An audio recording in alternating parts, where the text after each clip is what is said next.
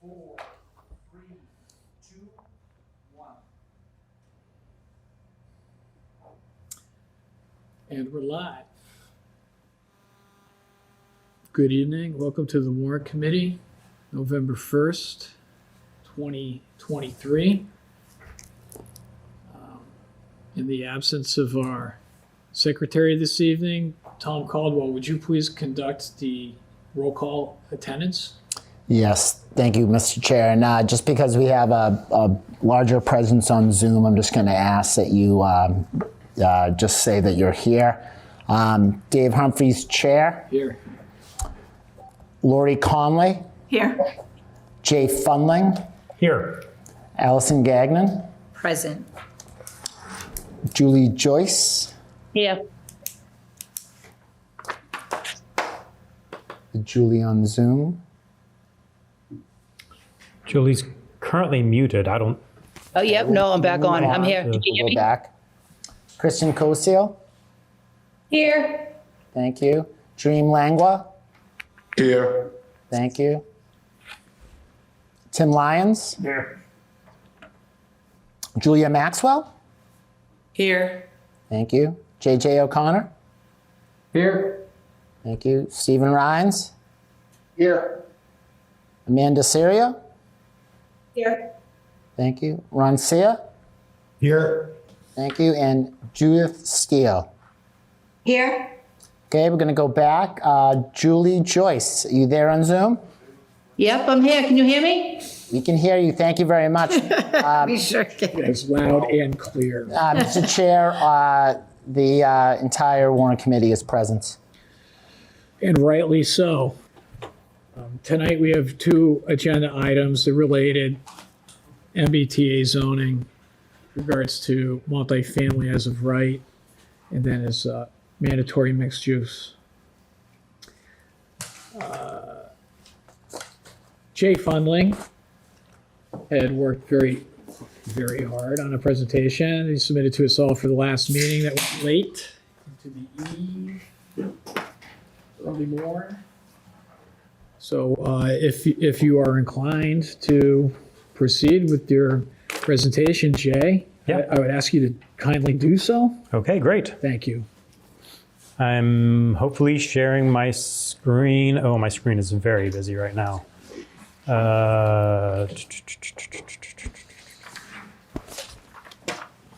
Okay. All right. So one of the biggest questions that is facing us and that's come up around the town is how this will affect the town's finances. There's been a lot of speculation, but very little information. So I'm hoping to help this by not only providing you with the calculations I have, but also very clearly showing my assumptions and methods. So if you disagree, if I made a mistake, you can adjust as needed. So let's start with the costs facing the town. The consultant provided a partial analysis earlier showing their calculations how some town expenses are variable with population and some are not. For example, they stated that a 10% increase in population may need 10% more police officers, but won't need another police chief. They provided backup for several of their calculations, allowing me to fine-tune them and make them more Milton specific, as well as add employee benefits numbers which had been missing, and which will allow me to apply these to the proposed zoning map. And I just want to point out that any changes I make to the consultant's numbers, they're refinements, they're not intended as criticism. So what do we mean when we talk about fixed and variable costs? This is some examples. So like for the police, the consultant proposed that the police chief and sergeants and lieutenants, if we get a small increase in population, we won't need more of them, but we will need more patrol officers, cadets, and dispatchers. Although if you look on the other side with the schools, I agree with a lot of they said, buildings, sure, we need more teachers, we need more books. They said that counselors and IT staff, we wouldn't need more of those if we get a bigger population. I disagree, so I changed that number. But most importantly, they did not have out-of-district expenses listed as a variable expense, which, as everyone in this room knows, out-of-district expenses is code for special education, and that's a big number. That's a lot of our school budget, so I felt that had to be variable. So I made the change to what the consultant said, making that a variable expense. I won't read this to you. This is about employee benefits. Good thing that this was sent to all Warrant Committee members 2 days ago, so I'm going to do a lot less reading than I expected to. Employee benefits, some of them cash, some of them not cash. Now, here's where we calculate the cost of the town of adding one more household. You can see I started with the numbers that we got from the consultant. I added in employee benefits, out of district costs, et cetera. I made adjustments for where I had disagreements with them, and then got to the end. And you can see my adjustment is more than a 50% increase to the school costs, with all the other departments also having increases. Water and sewer, I won't dwell on this, just that I did look at the impact of one more household. What would that add to our water and sewer expenses? And what will they be paying in bills? I would like to point out the financial benefit here. It's not very big per household. Also, it doesn't hit our town's budget. Where this benefit comes in, if we have a benefit here, it's to lower everyone else's water and sewer bills. Okay, so we've got the costs. Now let's apply them to the proposal in front of us. So what we have here is all the regions in town that are affected and the net units. You can see column C, we have the net units. And I even made the adjustment that between Monday and tonight, the error that we found on the L8th Street Parkway. So, and then what did I do? I wanted to say, okay, what are we really going to see? And I just had to make a guess of an estimate. And in column A, this is my wild guess of how likely these things are to be developed. Granite Ave South, everyone seems to think this is likely to be developed in the medium term. I give that 100%. Then I said areas with a functioning business right now. Granite Ave North, extra space storage. These have businesses. The thought of closing down those businesses, tearing them down, building housing, it could happen. So I gave those a 50-50 chance. Then we got to Unquity House and 36 Elliott. Those we've heard are older residential places. They might be right for rezoning, but people are living in them now. I give them a 25% chance of being redeveloped. You go down the other housing that's already there and new. I gave a 0% for East Milton Square for reasons that we've heard discussed at length. I said this will have a 0% impact. For the last two that are sort of the residential areas, they did a survey earlier this year that said 14% of people in town were interested in redeveloping. I put a 14% there. Now I hear you saying to me already, wait, you just made those numbers up. I don't agree with them. That's right, I did. And that's why I'm disclosing to you, not only on this slide, but on every slide. I'm telling you what my assumptions are. I'm telling you what my methods are. If you have different assumptions, you are free to, hopefully I'm giving you enough tools to come up with your own numbers. So the big players, where the real numbers are Granite Ave and extra space storage. Everything else is small numbers. So those are what I'm really going to focus on. And one big question for those is how many 3-bedrooms will we have, which leads to how many kids we'll be adding to the schools. So what I'm showing here is the consultant's assumptions for how many kids are in each school for 1-bedroom, 2-bedroom, 3-bedroom, or a townhouse. They came in as the experts. They have this databases from the whole state, and that's how they came up with these numbers. So I'm going to trust but verify. So I checked them against reasonableness. For townhouses, a little bit less than half a kid per townhouse. That's about the average for all the households in Milton. We have about twice as many households as students. So okay, I'm not going to object to that. And for the number of kids per 2-bedroom, let's say, 0.05, that sounds really small to me. But if we look at these 4 buildings we have down here that I've listed here, we've got about 0.057 kids per apartment there. So I'm not saying I reproduced their numbers, they're the experts. I'm saying that gave me confidence that I can't throw it out as being unreasonable. Now, where am I? Sorry, turning the page. Okay. Now, so how many 3-bedroom units are these apartment buildings going to have? Because that's a big driver in the cost. I'm looking at the 7 40Bs that we have proposed in front of us. Now, 40B is required by law to have at least 10% 3-bedrooms. And when I look at these 7 40Bs, 5 out of the 7 are doing the bare minimum. They're having as few 3-bedrooms as they can. I've got to assume they presumably want to build even less. Next slide. We've got several buildings either in existence or proposed. 4 of them in Milton, one of them very close to Milton and Quincy. All of them have no 3-bedrooms. This tells me, I'm not a real estate developer, don't know anything about the market, but this makes me think the market doesn't want to develop 3-bedrooms in Milton. So now I'm going to spare you my Groucho Marx impression. How much will we make in taxes? So in this, people were asking why I was looking at a comparison in Quincy. It's because it's very close to Milton. It's right on the highway, just like the Granite Ave units might be.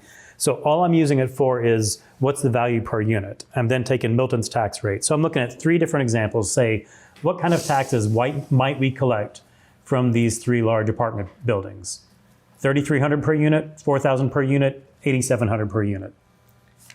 Again, I'm going over this pretty quickly. I know the members have had a couple days to look at this, and members of the public it's on the website to look at it. So here I'm saying, what revenue are we going to be getting from these apartment complexes?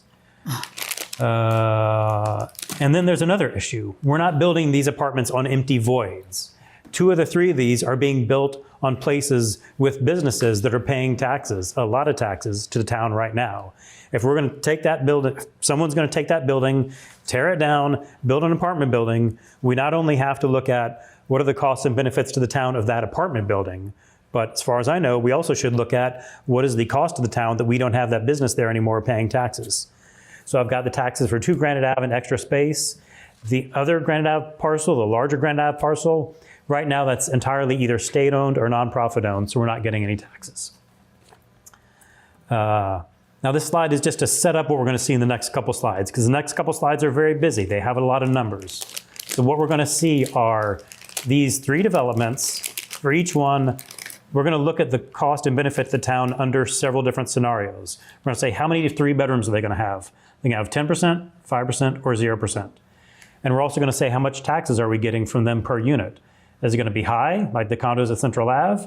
Is it going to be medium, like the apartments at 50 Elliott? Or is it going to be lower, like the Quincy apartments?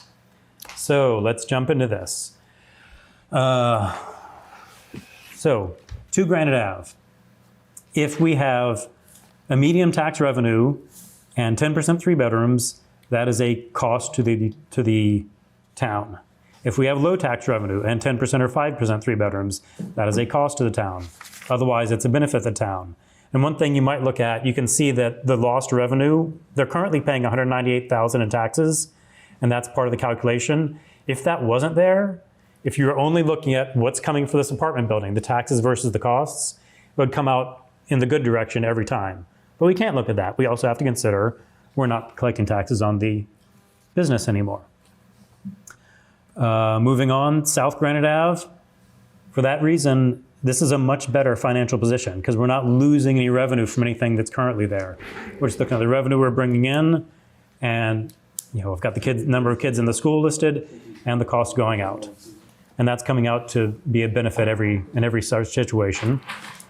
And then extra space storage is not nearly as good a situation because they're paying a lot in taxes right now. So in several of the scenarios, we're not bringing enough in benefit to make up for it.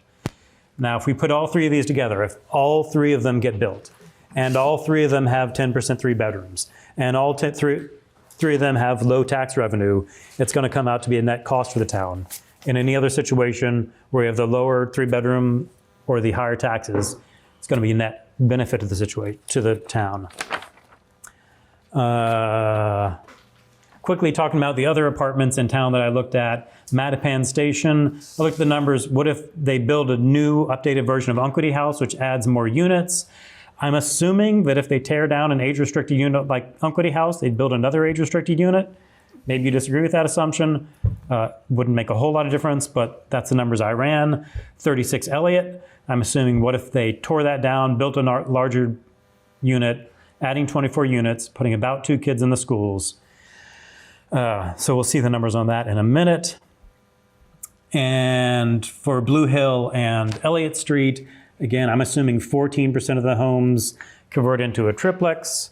The numbers we got from the consultants said that told us how much revenue we'd bring in. I do that, I subtract the cost, I subtract half a kid per townhouse. I get that it's going to cost the town about $600 per townhouse.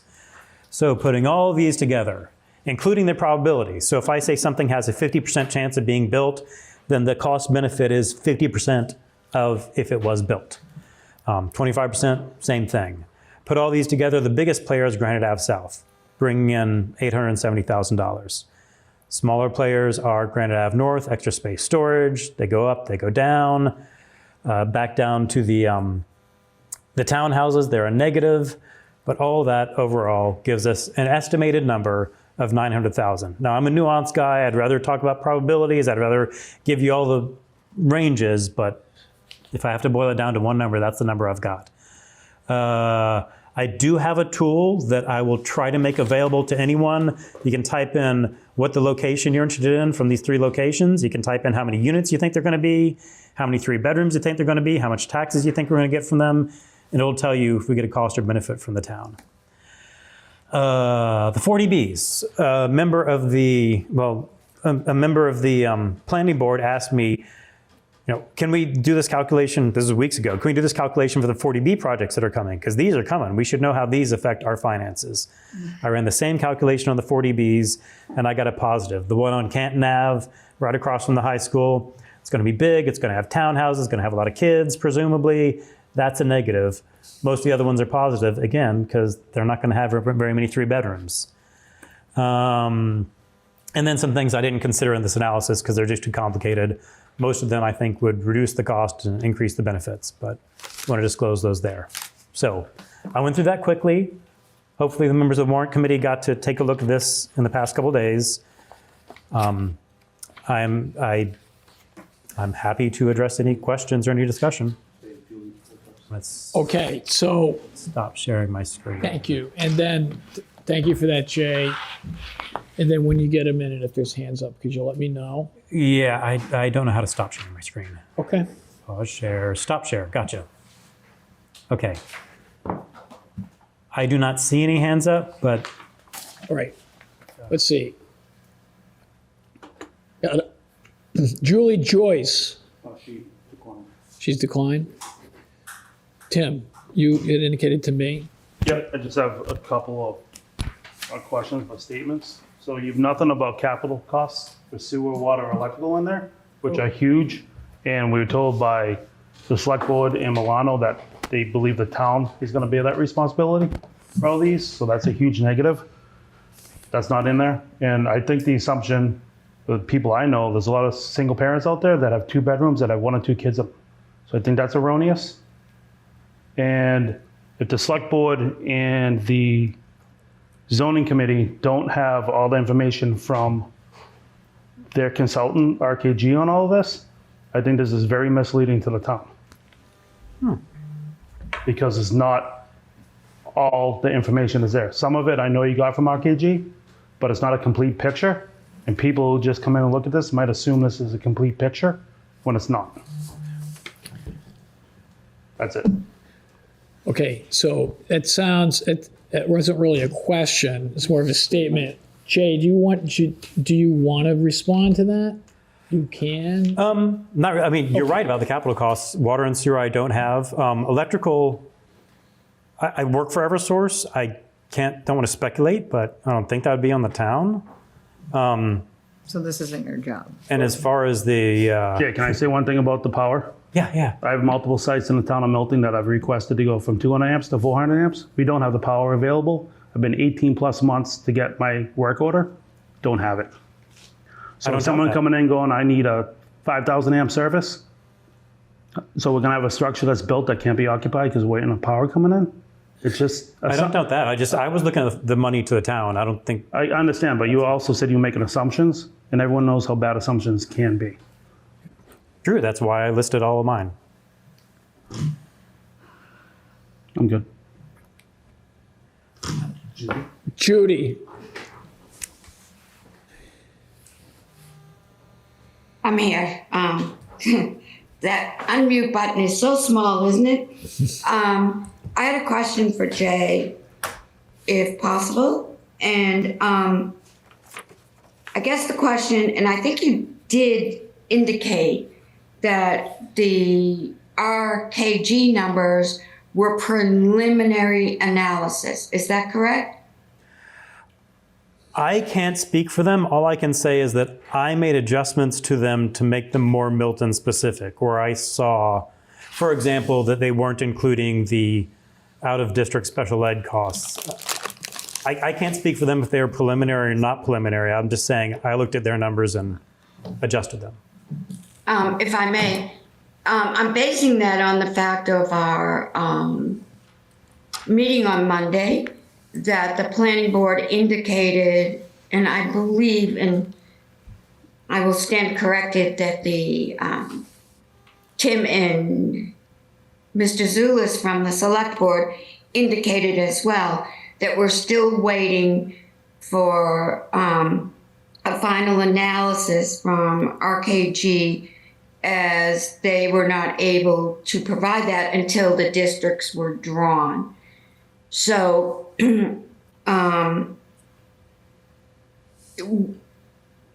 although you adjusted to the RKG numbers, they weren't the final and complete numbers based on, we're still waiting for them.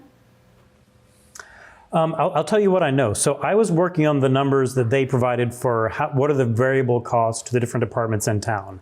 Those are the numbers I was going on.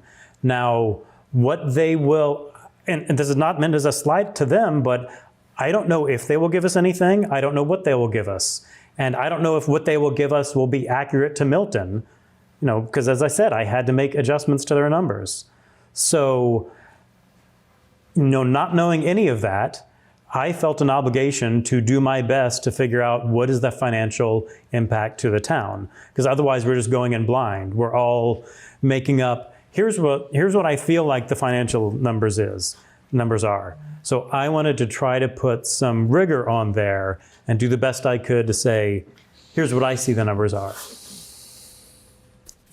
So I don't know if that answers your question or not, partly because I don't know what the consultant is eventually going to give us. Oh, thank you for explaining that. I think my question goes to this, and it seems like a comment, that until we get the final analysis from RKG, which is coming, that's what everyone's waiting for, they couldn't conduct a thorough analysis until they had the maps. And as indicated on Monday, they just got them a week ago, or I could be wrong on that, but it was very recent. So even the numbers they put out were speculative, not knowing exactly which zones we were talking about. So would it be preliminary to also add another set of numbers that aren't complete yet? I don't know if that makes sense. This is all speculative then, until we get the final report from RKG, I guess is what I'm saying. I worked with the best information I had. Yeah, okay, thank you, Jay. Thank you. And in Jay's defense, there's so much. I think Meredith Hall said it best. And she says it's all uncharted territory. We're all operating with imperfect information here. And early on in this process, truly. And so I think what Jay is trying to do here is just make the best sense of it, of what we have in front of us that he can, and to share it with us in the understanding that there's a lot of assumption, innuendo, art. Yeah. So take it in that spirit, that he's doing the best he can with what we have to help, and to do with it as you will. Mm-hmm.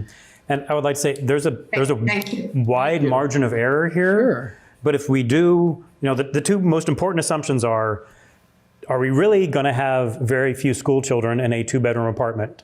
And are we really going to have most of the apartments be 2-bedroom or less? If those are both true, then these are going to be moneymakers. If either of those are off, then maybe they're not. But that's what a lot of it boils down to, even if my numbers are off by 50%. Thank you. Okay. Thank you. So this is the batting order as of right now. It's going to go Amanda, then Allison, then Julia Maxwell, then Steve Rhines. So Amanda, please. I just wanted to say, I wanted to first thank Jay for doing all of this. I think it's a tremendous amount of effort. I'm not sure where you find the time. But I think, I was about to put my hand down, but I think it was just saying that I think it's directional information in a place where there is no information right now, or there's limited. So I think just for, I think that's been a big question. What's the financial impact? And is this the final say? No, but I think, Jay just summarized it well, that he's using, that if the assumptions are correct about, that there will be 2 bedrooms or less, and that the big impact is around the students, and, RKG, this is what they do, and based on the numbers that they've used across the state, that this supports them. I think that's just good information to have, even if it's only directional, and just gives people, something to kind of to use as they're thinking about this. That was all. Thank you. Thank you, Amanda. Allison. I honestly think that great to pass on this information, but this is all information that's not factual. So I think for us to keep going back and forth about Jay's presentation, where it's not coming from the select board or the planning board, does not help in the sense of that we're going to be able to come to conclusions.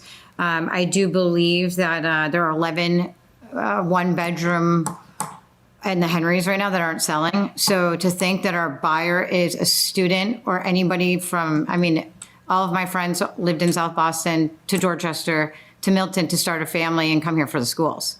Not if I was going to live in a condo, I'd live in Dorchester. Because there's no walkable amenities to restaurants. This is not a walkable town. So just to throw that out there, but I do think that our focus needs to be on the article and moving off of the presentation and kind of critiquing it with questions and feedback. But that's just my opinion so that we can move the process along. Thank you. Thank you, Allison. Julia Maxwell. Thank you, and thanks, Jay, for putting this together. I think it's helpful for the discussion. I had a question with I think it's slide 26, the overall benefit/cost slide. Okay. Just for my understanding, this column of development likelihood, I understand you made these numbers, not made them, whatever, you used your educated guesses, and that we can— Not educated, no. Tweak them. But I guess when it plays into this overall calculation, help me understand that, because the development likelihood, whatever number you throw in there, ultimately affects this last column, and that I guess I'm not quite following that piece of this chart. Okay. You're right. So I would say to you, if you think, Granite Ave North is 100% likely to be developed, then instead of 50%, then double that number there. One thing we can take away is that, if my numbers are at all close, Granite Ave South is the 800-pound gorilla in the room. They're the huge benefit. Granite Ave North and extra space storage, they might be 100 or 200,000 in the positive. They might be 100 or 200,000 in the negative. They're not as much as Granite Ave South, and they're probably less likely to be developed if we can read the future that way. Right, I understand all that. I guess development likelihood is anyone's guess. So, but again, whatever number you put in there, at the end of the day, it either gets developed or it doesn't. Is this a proxy for what number of units would potentially get built, since that's also a variable number? I suppose it is in the two neighborhoods where we're talking about building townhouses. Yeah, I'm not saying it's a 14% chance that all of L8 Street will be developed. I'm saying that, according to the survey, 14% of Miltonians want to change their house. So I'm saying that in the near future, 14% of L8 Street will be turned into triplexes, and Blue Hills Parkway, although I know their zoning is different. Okay. All right. Thank you for that. And yeah, and also I'm assuming that it's the maximum on each site. Now, we've heard from the select board, we've heard from Mr. Zawinski, oh, Granite Ave South is zoned for 530, but it actually can't be more than a certain amount. That hurts my brain. I didn't go there. That's for Mr. Zawinski to tell us the difference between the theoretical numbers and the actual numbers. But, okay, so sorry, that raises another question. So this development likelihood column, does this factor into the benefit/cost column? It does. So like when I say 50%, my benefit/cost is 50% of if the whole thing was developed. If it was 100% Okay, chance. so it is kind of a proxy for number of potential units that may get built. Could be. You could read that as Granite Ave North will absolutely 100% be developed, and it'll be half as large as the maximum. That's right. That's one way to do Okay. it. All right, thank you. Thank you. Steve Rhines. Sorry about that. I had to come off mute. Thanks for all the work, Jay. I do share some of the concerns from some previous members of portraying these numbers as being portrayed as a warrant committee's opinion. I mean, there's a lot of numbers in there. With respect, I don't think it's our position to do that, to push those numbers out there like that. For me, it's a lot to take in. A lot of the data has not been provided by the electeds who we're still working on it. They've got RPG information still pending. And I think folks who see this, there is a risk to that. I do appreciate the effort, but I do have concerns with it. So it's more of a comment / observation. And I think the presentation should be caveated, if it's not already, that it's member Fundling's opinion on there as well. Same as when you would have a safe harbor statement in any presentation. Thank you. Yeah, I've got that on the front slide. And yeah, I'm viewing this as a presentation to the warrant committee, not a presentation of the warrant committee. Yeah, the first slide says very clearly, this is not the view of the warrant committee. Thank you. Thank you. Julie Joyce. Hi, thank you. I just wanted to say thank you, Jay, for putting that together, because that helped me visualize a little bit better. And I'm sure that was pretty labor intensive. So thank you for doing that. But the only thing that I want to say is I think we have to be really careful about discounting the number of students.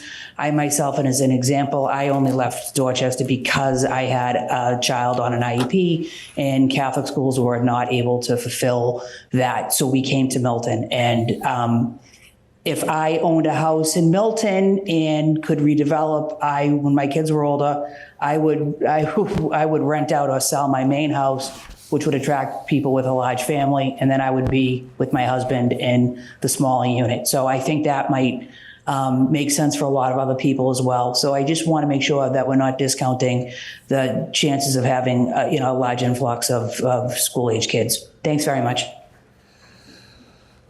Thank you. Lori Connolly. So sorry, Allison, but I have to comment. Okay. Jay, thanks for your comments, and thanks for being as brief as you were. That was great. Thanks. I do echo the fact that it's a preliminary analysis from RKG, and the planning board is still doesn't have the final analysis. When I heard their preliminary analysis, I had a lot of questions at that point in time. And, the school budget number that they used was 42 million. I think the school budget number is 62 million. So we're starting off with their analysis with a $20 million difference. So we're going to spend $62 million. Where's the 20 million going to come from? And I know it's related to state aid. However, we still have, that's what I was told, that it was state aid. So in any event, our cost is 62 million, whether it comes from the state or whether it comes from all of us. So I agree. I can elaborate, but in short, I agree. I guess the point is, I don't take the analysis from RKG at this point in time without having further conversations about it for anything other than some numbers because, well, let me finish the other thing. The police department, 50% of their costs are fixed. Seems a little high versus, I know you're not going to need another police chief and you might not need another deputy police chief, but I think we are going to need a lot more infrastructure there. That doesn't even get into the fire department. And the other thing that I don't think we take into account is the fact that if we're zoning for 2461, we may not have 2461 that gets built, but we will have, I think the number that Tim was talking about was like 1,700 and something. We should look at, and what I did last year was I did the 2461 at the time because it was before we got into net new. And I just took the Warrant and I extrapolated out one of the Milton Hill houses, new Milton Hill house, and ran it out for the taxes. And I came up with, an average based upon the 2461. I just did it all in aggregate. There was nothing, I didn't try to get down into, is this a townhouse or is this an apartment on a house in Elliott Street? It was just round numbers, extrapolation, basic forecasting. That's it. And I came up with us losing millions. And I won't get into the specifics at this point in time because, again, the numbers have changed and I want to see what RKG has. But my numbers are 180 degrees off of what RKG has, what you have had from their basis.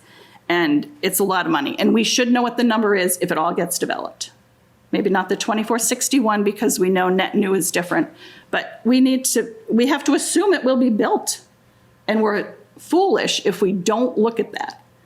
That's very short-sighted as leaders of the town if they don't look at it. The other, I think related to water and sewer, I think that kind of nets out to zero. And I don't think we're going to see any savings for our houses at all. The other thing that I saw in the numbers, CPA tax, that goes into a fund for the CPA program that is not going to affect any of the general operations of the town. So I don't think that's valid either. And then the survey that was conducted, I feel like one of the forums, they said that out of 28,000 people, there was not a lot of people that responded to it. So I don't know. I think the other issue, back on Tim's point about the development on Granite Ave, because we're talking about that development, if the developer puts in sewer lines on the property, those sewer lines are going to probably be massive compared to what's on the street. And then the town will be responsible for blowing it out to wherever it has to go to get it to where it needs to be. And that infrastructure cost, as Tim alluded to, is not in any capital. And that's a huge expense. So our debt service will be increased probably phenomenally. Exponentially, maybe is the word. I mean, we probably need new fire trucks and ladder truck. Will one school be enough? We might need two. We don't know about that. You could have seniors in their house, sell their house. Sean said it the other night. Sell their house and move into one of these apartments on Granite Ave.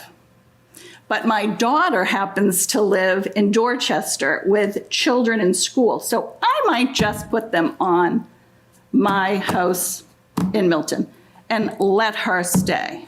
Let the grandchildren stay. And then we have additional kids in school that really, are they living here? I don't know. So I think the way we're calculating the school children might be late as well. So I just think there's a lot of deficiencies and we haven't been able to vet any of the RKG numbers because they haven't finished their analysis. So I think it's premature for us to look at any of the financial implications because we don't have any information. And that's that's a lot of the problem with this analysis at all, is we don't have all the information. I'm extremely concerned that they are still talking about half of the units going on Granite Ave. That neighborhood cannot sustain it. East Milton cannot sustain it. I think it should be looked at again. But thanks. Thank you. Tim? Thanks for all your effort and the time you put into it. I just want to say one thing about the consultants. They were picked by the state. We told we had to use them, so there's no independent review on anything. And RKG was the only respondent to the RFP. So you don't know how big everything is. I will say, and this addresses Lori, and so I got detailed information from them as to how they figured out the variable costs for police, fire, DPW, and schools. And as you saw, I didn't think it was enough. So I added in employee benefits for all those. You don't need me to talk about employee benefits. And then for schools, as I said, special ed, that was a big number. They were, and I didn't mention it, but it's in a footnote. They weren't counting grant-funded positions, but I reached out to Dr. Pavlicek. He said our grants haven't been going up in recent time.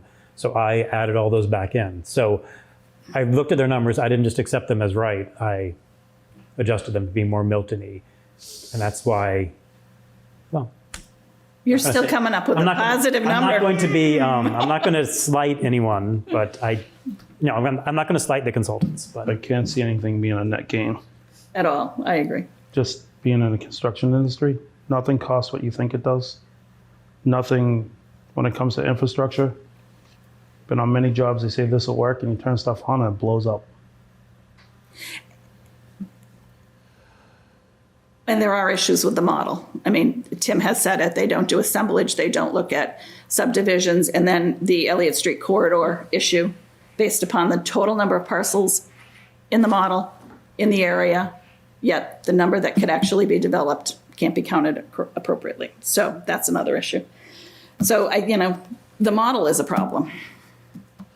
Should give us pause. The whole article is a problem because... All right. I like that he used the word Milton-y. Amanda. Thank you. I guess this is relative to, I'm kind of segueing off a little bit of this because we're getting into the weeds on Jay's numbers and then other people's numbers, which I think one of the things that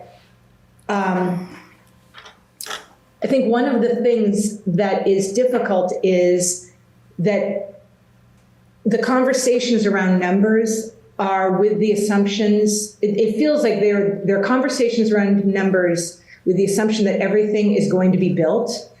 And it feels like it's getting into a planning discussion as opposed to a zoning discussion. And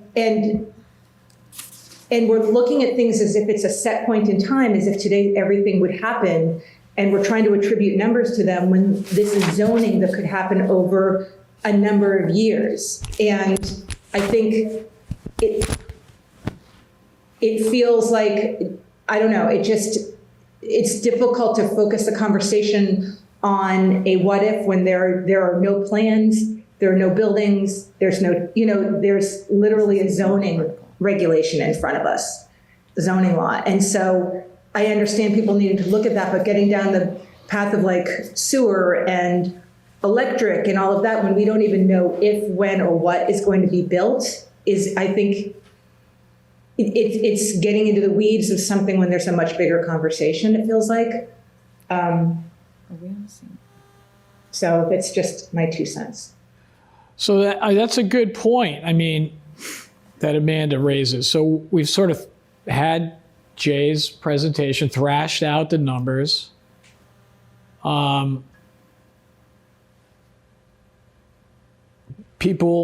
Members of the Warrant Committee will give them what weight they feel is due. And we'll consider. At this point, I think we've gone through some iterations of Jay and his numbers and questions and some give and take on that. Would we like to have a more generalized discussion from, members of the Warrant Committee who might want to air sort of other concerns, perspectives on a higher levels? Maybe we can start guiding ourselves closer to some type of vote tonight, which we would expect to have. Is there anybody who wished to be heard? If I can, Mr. Chair? I think Tom? The secretary, not as a comment. Member Joyce, your hand is up. I don't know if you are next. Julia's just. There we go. We have, Mr. Chair, just for, yeah. I'm good. Tom, we can't hear you.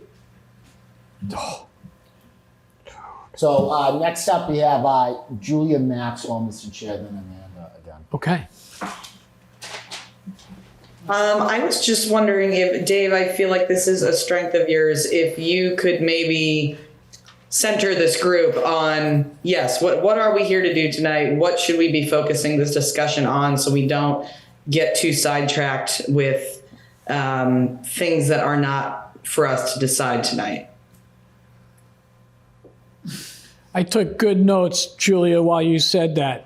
I would instruct all of the members of the warrant committee to ask themselves, what are we doing here? Right? I think we're getting to the point where I think that we should start vocalizing our general concerns, talking about what we think about the article. Keep in mind, there's two of them. We always focus on the MBTA as of right, multifamily as of right, but there's another one. What do we think as the warrant committee, as members, and then as the warrant committee? So are we for this? Is there anybody? Amanda. Sure, I'll kick it off. I am for it, and I'm for it because it's the law that was passed. I listened to, as all of us have, we've listened to everything. And I think one of the things that stuck with me the other day was when one of the planning board, a couple of things from the planning board meeting. One was that you can pass a compliant article and still, if needed, adjust it, if that's an issue, because I know for a lot of people, Granite Ave is a big issue. But I then got concerned when it came back that a number of the people were more about 10%. And so I'm not really clear on the direction of the planning board, in all honesty. I'm concerned that there's a lot of time fighting this as opposed to coming up with the best plan possible for them, or in their, that they're comfortable putting forward. I have concerns that just last year, we were getting in discussions about the land swap, and the majority of the people, or a number of people, were concerned about getting into a protracted legal battle with the state. And yet now I feel like I'm hearing, bring it, let's get into it, let them sue us, is what somebody said the other day. And I don't think that's the approach that as a town we should be taking. I think that there are two towns that aren't even, they're not even rapid transit communities, and they've already passed it. Arlington already passed it, Lexington already passed it, and they're not even due for another year. I feel like the concerns around rapid transit have been asked and addressed by the state. I think that we've had time to do this, to put forward a compliant article. There's one in front of us. And I honestly don't understand why we are looking at going into, considering legal action or presenting something that's non-compliant when, it's been made clear that the issues that we are talking about have already been rejected. And I think the other final thing is, but I'm sure I'll have more later. I think the other thing is there's no path to asking for more time, and that was one of the things that came up the other day. So I kept hearing, we need more time, we need more time. There's a due date. And even the chair of the planning board said, you're right, there is no path to that. So I So for all of those reasons and many more, I feel like I am in favor of this article. Thank you, Amanda. Tim? Amanda, you said that the maps can be adjusted after it's voted on. That was they misspoke. At other meetings, they said once they do the maps and they're voted on, they're done, or they have to go back to town meeting, which is another year. So working on the maps, once this is done, is irrelevant. We can't do it unless you want to wait or have a special town meeting. And the other part is there is litigation on this from a 10 citizen lawsuit against Rockport. So it is currently being challenged. I, for one, think it's an illegal overreach of the home rule. And no one on the two boards that are doing this article can tell us what the cost of compliance is and what the cost of non-compliance is. They can't tell us. So you're just gonna give people a blank check. So if we get sued, it's gonna cost us money. And if we let it be built, then we have to incur capital costs for water and sewer and roads and lights and school, but we don't know what that's gonna cost us. The consultants don't even have their numbers back yet. And so this article is being shoved down on town's throat without all the information we need to make an informed vote. We all have a fiduciary responsibility to the town. You gotta put your emotions aside and think about the money that's being spent or possibly can be spent. That's all I have. Thank you, Tim. Allison? I can respond. I didn't know if I raised my hand. I agree. Some of the points member Tim made. You know, my concern is well, first let me start with the select board voted 3-2 on this, so it wasn't a unanimous vote for this article. So as we talk about planning board and their inconsistencies of how they speak, that's the same thing that's happening pretty much on select board. It's just that they had a higher number when they went and cast a vote for the article. So that being said, I can understand the planning boards doing their due diligence, which it should come from a planning board, the article. I mean, these are the people that are going to look at those key factors in what is going to be the town's responsibility. I mean, they are the planning board, so I can appreciate the time and consideration of all those details that it takes to make an article of this nature. This is not something that should be taken lightly. This is going to affect this town for the years to come. And if we zone it, we have to plan on it being built.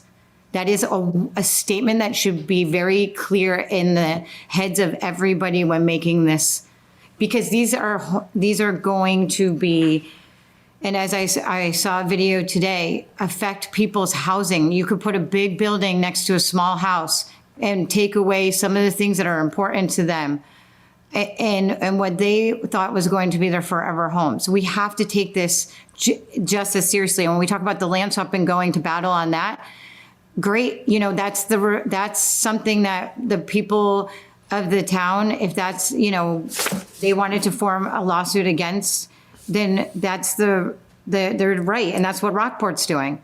So I mean, but the same people that were against following the law there and were for the land swap are now saying, well, we have to follow the law. Well, that's a contradictory if I've ever seen one. So I'm just saying that, you know, if we zone it, we really need to be aware, because we will have to go to a vote from the town at a town meeting. And those developers will have time because it is zoned. And these are developers that are going to come in and maximize their dollar amounts, which for the highest. These are going to be not a $500,000 to $700,000 that aren't selling in the Henrys right now. They are going to be $1 million condos, townhomes, multifamilies. Elliott Street sold one for 1.2, two family that they was bought for 7. So we're talking, these are flippers and developers. So we really need to be mindful of how it will change. Milton is not an ordinary town. It is, and like the RTCs, Milton is not a city, and we really need to compare ourselves. There was a town meeting member, Terry McNeil, who wrote a letter that was sent to us, and I encourage everybody, went through 6 points that were from an attorney, real estate attorney, who laid it out very clearly, I thought very, very thoroughly. And I recommend everybody looking at that letter, because it broke it down into the carbon footprint, the fiscal analysis, potential consequences of non-compliance. And, member Tom had mentioned some of that to us, but, and the impact of infrastructure, resources, and amenities, and that Milton is a guinea pig of not compared to anybody. I recommend we let the planning board do their due diligence, but Milton should be reclassified. It is nowhere near the comparison. We are not a walkable town. And again, let's emphasize town. We are not a city. So, and we are being put in the 12. We have 165 other towns doing it. And yes, it might be easy for Arlington to do it. But we are a suburb / city that is being made into in close quarters into a city. So, that's just what I have so far. Thanks. Thank you, Allison. Yeah. No other hands, Mr. Chair, at this time. We don't have any other hands On Zoom. on Zoom. Judith Steele. Judy?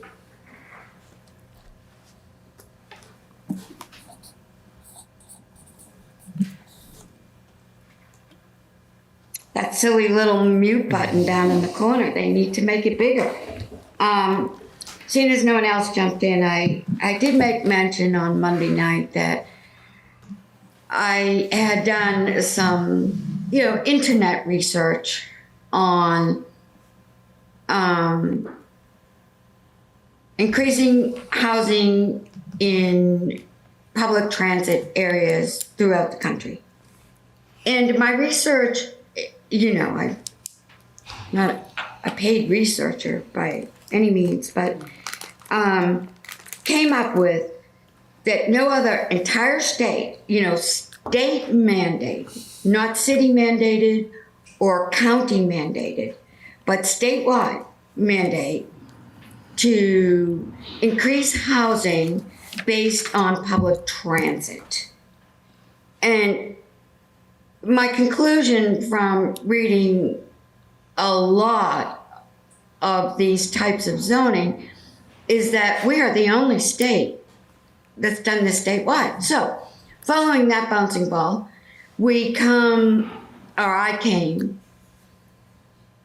to, a thought that this has not been tested where a governor alerts the attorney general to crank up the lawsuits against an individual municipality in her state because it's never come up in any other state. So when we think about how our town could be punished, it's uncharted, in my opinion. And I probably have other things to say, but they're kind of silly in a way. I just think we shouldn't fear this. We don't have guidance. The governor could say, as Chair Hall said on Monday, that, Milton is trying to do their very, very best, and I applaud that. Let's give them a little slack here. We don't know what the governor's going to say or do, or there's just no guidance. Thank you. Thank you. Amanda, you had your hand up. Sorry. So I just wanted to go back to a couple of things that Member Lyons responded to. I think, as the planning board said the other day, that if they were coming back with a new article, that would require, whether an article comes back, if they put forward a compliant article and it passed and they wanted to adjust it, as Mr. Gaius had said, they would have to go through those same steps. They would look at it, they would have to have a public hearing, and they would have to call a special town meeting. That's going to be the same scenario if this doesn't pass and we need to put forward another article were to come through. We have to go through the same steps regardless. So I think my point was, why wouldn't, if we have the opportunity to adjust something, if it needed to be, why wouldn't we still go forward and put forward a compliant article? And I think the other thing is, and I think another concern that I have is, I think in saying that, when we're talking about what Chair Hall said about, oh, it looks like they're doing their due diligence, we don't exactly have the best reputation. I mean, we are still a town at 7% of affordable housing, and this has been in place since the 60s. And because of that, I think we can all attest to the fact now that we now have, I don't know, is it approximately 500 new units of housing that are going to be coming in over the next few years, because we decided we didn't need to be compliant until now. And then I think my third concern, and this is what I was trying to raise the other day, is right now it's these grants. But we're putting forward a school building proposal, and we're waiting to hear back about funding. I don't think that a lot of these grants that, they're not going to exactly look at Milton and say, oh, you know what, they're not being compliant, but let's still give them money for these large grants. I mean, it's not happening, but I do think if we're throwing out all of these other what if scenarios, I think those are some very real ones that we should be considering as well. And I think finally, we keep talking about these other costs. What's the cost of a prolonged litigation to the town? And why would we sign the town up for that and not have an idea of the cost? We're talking about future sewer costs and electrical costs. Yet nobody's talking about the immediate legal costs that there would be should we decide, as somebody said, as one of the planning board members said the other day, let them sue us. I don't see how that is fiscally responsible. Thank you, Amanda. Julia Maxwell. Thank you. Just to respond to some of the past comments in no particular order, something that really struck me in Monday night's meeting was Mr. Zulus saying, do we want to take control or do we want to have it done to us? And that is certainly my fear if we decide to not pass a compliant article or not recommend this article to town meeting. I think that, as others have said, I know it's not ideal to pass a compliant article and say that we can continue to work on it, but I, at this point in time, think that's our best bet. I think most people agree that Granite Avenue is definitely a concern, so I don't want to pretend that it isn't. But I also, I feel like a lot of people, when we talk about numbers, are looking for guarantees, are looking for a way to predict the future. We will never have perfect information on this because there are so many variables that we can't control and that we can't know. I think while I understand that we need to try to get to numbers if everything is built, I also think we need to look at all possibilities on the spectrum and understand that it is unlikely that all of these units will get built in a short time frame. It is more likely that some of these units will get built over a longer time frame. So I think we need to keep in mind that we don't know how this will play out and no one can tell us. And that's just the nature of the law that we're being told we need to comply with. I think, talking about rapid transit concerns, that has been asked and answered. We already know that Milton will not be reclassified. So we've gotten that answer. So we need to move forward knowing that we are classified as we are classified.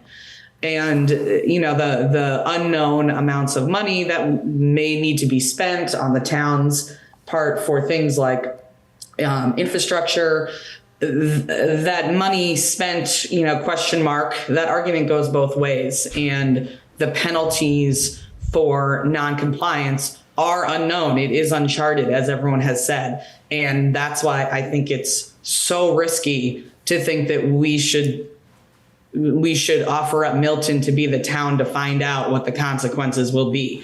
As Amanda said, protracted legal fees over who knows how long, and then potential forced compliance anyway. That is my fear when I think about non-compliance. So that's all from me for now. Thank you. Thank you. Tim?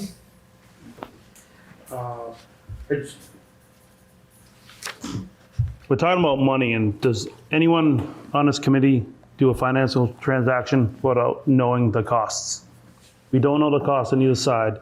The select board doesn't know the cost. The zoning committee doesn't know the cost. I think this should just be sent back until they get all the results back from their consultants. And we even have estimates. We don't even have estimates right now what anything will cost us. They're not even pulling numbers out of the sky. They have no idea. No one knows what compliance is gonna cost us, like I said before, or not. And people saying Milton's gonna be the test town. Rockport's already suing over it, so we're not the test town. There's already a lawsuit in the works about it. So we're not the test. With already litigation going on, they can't make us comply because if it's being litigated, it's not settled, so they can't tell you if you're in or out of compliance. Is that it, Tim? Yep. Jay? Okay. On.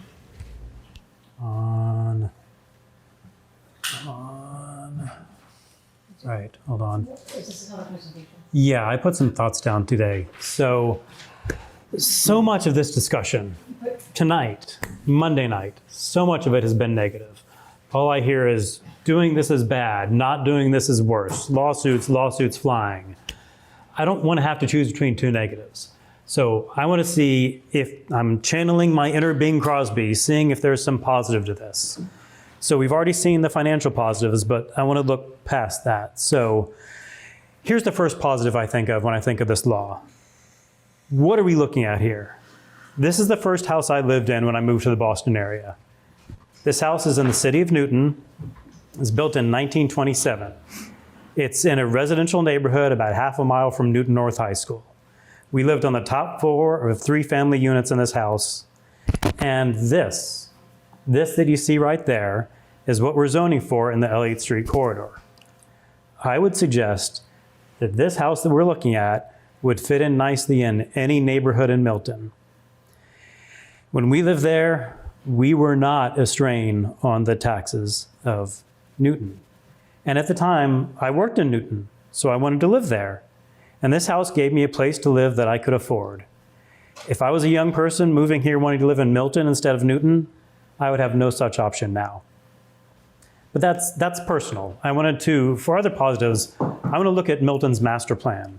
This was published in 2015 after significant work and input from the whole community. You can see 3 Milton residents that you may or may not recognize right there at one of the public forums that attracted over 100 people. If you lived here in 2015, you might have taken part in it, and you certainly heard about it. So I want to look at the master plan to judge the proposal before us, because it's not just my opinion as to what's good or bad, it's the stated opinion of the residents of this town in the master plan. The master plan starts with some prophetic words on the first page, which we see here. For those interested in preserving the town as is, doing nothing will not result in no change. Change happens. If our goal is to preserve what we love about Milton, doing nothing will not achieve that. We have to look at exactly what we want to preserve and plan for that, or the change will come in a way we don't want, and it may have come that way already. Next slide. When we get into specifics, many parts of the master plan are a perfect fit for the proposal in front of us. I will take a sidebar and say, I'm going to be talking about affordability. Now, I'm not talking about affordable with a capital A under the law that we all know sort of what that means. I'm talking about affordable, just less expensive, smaller. We all took high school economics. We know about supply and demand. You build more things, you can buy more of them. So I'm going to be talking about affordability, not with a capital A, but just less expensive. Anyway, back to the master plan. There are repeated calls in the master plan for more housing, especially smaller units fit for seniors or young people without kids. Comes up over and over. The next slide, this box is taken straight from the master plan. It shows what seniors and young people want. And this is exactly what this zoning will provide. Somewhere where you don't have to drive, don't have a yard and a house to maintain, less square footage, opportunities for socializing, using public transit. What this is saying seniors and young people want is exactly what we're zoning for. And if you look at the bullets on the left, the first bullet says Milton doesn't have many residents who live alone. We're talking, in this case, about maybe seniors who live alone. Right now, they leave town, and they take their tax dollars with them. They stay, they'll keep paying taxes here. And the last bullet calls for updating our 1938 zoning to meet our needs. That's exactly what this is proposing. This was 8 years ago in 2015. A minor thing, but we've discussed this parking restrictions in the proposal. This is exactly what's called for in the master plan. Parking restrictions, especially if they're near transit stations. There's more discussion of the need for dense housing. You have a 100-page document, you have to fill it with stuff, so it's sort of more of the same. This is from a part of the document that I like. This is quotes from Miltonians that were, they were saying exactly what they want to see. They want to see, this is 8 years ago, they want to see the conversion of large homes into multifamily by breaking them up into multi-housing units. Create senior housing within walking distance of stores. Want young people to be able to move here. Empty nesters are moving to Dorchester. They're moving away. And we want sensible conversion of large homes into condos. It also addresses Granite Ave. So they said they looked at 3 areas that they wanted to redevelop. The movie theater in East Milton, the Granite Ave, and Hendry's. Well, we got the meatloaf ratio. We got 2 out of 3. Granite Ave is the only one we haven't redeveloped. They talk about, that it's a very nice property. It's right on the river, nice views. Talking about DOT grants to build sidewalks. So they were planning on updating the Granite Ave site 8 years ago. That is the master plan. That is the will of the town. And for my last slide, I want to get a little more philosophical. People have talked a lot about preserving the character of Milton. But what does that mean? I moved to Milton in 2006, and we moved here for several reasons. It had great schools, it was close to Boston, but also it was affordable. It was not cheap, but it was much more reasonably priced than comparable towns that we would have considered when we wanted to raise a family. When we moved to Milton, it was a town with a wide spread of incomes. This town had billionaires and world-famous musicians, but it also had many people of much more modest means, all living together in the town. And now we have to ask, will it be that way in the future? If people of more moderate means cannot afford to move in here, what will Milton look like in a couple decades? I would not be able to move to Milton right now with the housing market as it is. And my question for all of you is, think about it. Would any of you be able to move to Milton in this market with the finances that you had when you moved here? And if the answer is no, what does that say about Milton? Are we truly preserving the character of the town if the kind of people who live here now are no longer able to move here? In 2015, they said 45% of Milton residents would not be able to afford to buy a house if they were newcomers. And that was when the average home price was $460,000. A quick Google search made didn't give me one number, but it looked like now we're talking about double that for a median house. We are not preserving the character of Milton if we are moving from a town where people of modest means can afford to move here to a town that only millionaires can afford. There are great places in Massachusetts that only millionaires can afford, like Lexington, like Wellesley. Those are great places, but I don't want Milton to turn into them. If we truly want to preserve what makes Milton unique, we don't do it by sticking our heads in the sand. I'm sorry, I'm tired of talking about who's going to sue who. We have a state law, we have a deadline. I really want to look at what the effect of this law would have on our town. This plan provides housing. It provides housing exactly as we said we needed in 2015 and have done very little to achieve in 8 years. It may not be perfect, it may not solve everything, but if we want to preserve Milton, the Milton that we move to, this is the right direction to go. Thank you. Thank you, Jay. Julia. Julie or Julia? Oh, sorry, Julie Joyce. Thank you. And then Julia.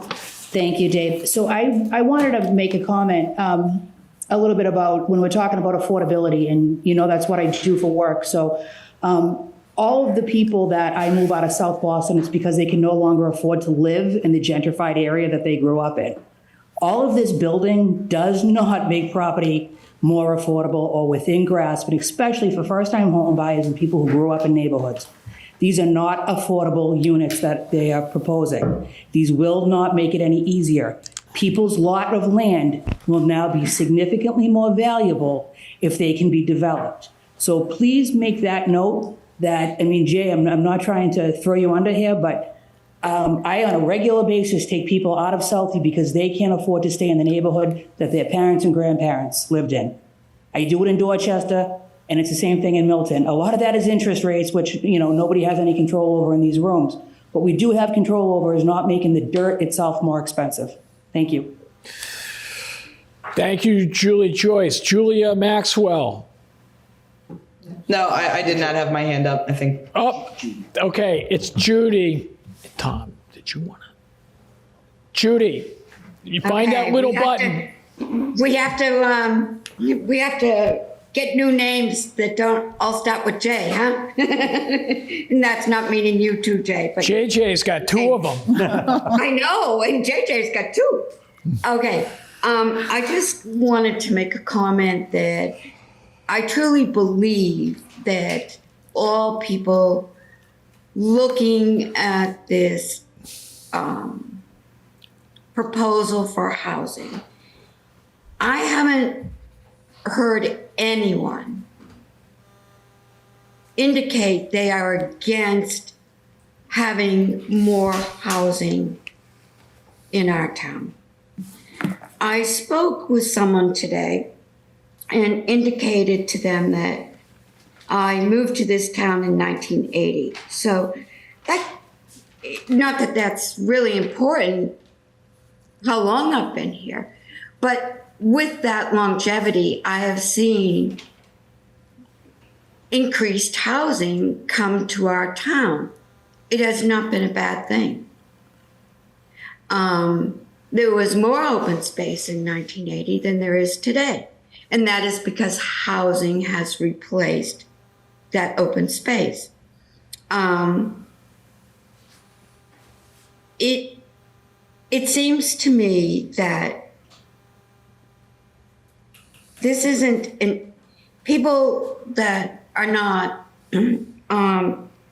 supporting this particular district zoning that's come upon us, they're not against housing. We understand that, we could make room for more housing. It's a question of how, and to use Jay's word, Milton-y, which Dave liked, and it's kind of cute, I like it. It's how we Milton-y that more housing. And I think over the time span that I've been here in this town, I have seen thoughtful housing increased, and now I somewhat see lots of land where big, for me anyway, big money housing, anything, in the 1.5 range is big money for me. And they're squishing it it into little spaces where it's almost like being city housing. So yes, there's all kinds of increasing in housing. But I just wanted to make that point. I don't believe anyone, whichever way you want to see this, as this is too fast for us right now. We need to, look at these zones that have been carved out, see how it's going to impact the density of housing. I don't know anyone that indicates no more building in town. So to Jay's point, I guess, and other members of our committee, it's okay to increase housing. It's how we want to Miltonize it. And do I believe that the state will do it for us? We have no indication. There's no doubt to show that the state will do it for us. I think Milton will still have a chance to make it Milton-y. Okay, thank you. Thank you. Ron? Hi. So I tried to take some time to listen and think about all the different opinions that were shared. And I think it's been helpful to hear, a lot of the opinions are emotional, and for good reason, because I do think it'll impact people's lives and their properties and their families. And, I do think a lot of the statements from especially the families who will be impacted on Granite Ave are very, it's difficult to listen, because I do think that these decisions will have real impacts on them, and as well as families in East Milton and families all over the town. And I think, we just have to balance that with the families who will be coming to this town. And I think there are some positives that they can't voice their opinion for all the families that want to come to Milton and make this a better town and more diverse and, raise families here. I think there's a lot of good that can come from this. And I think naturally there's fear from change. And I think we all would like to have certainty. And I don't think you'll ever get it, right? I think I'm no expert in zoning laws or how municipalities make these types of very tough decisions, but I think you get the best people you can make decisions based on the information you have.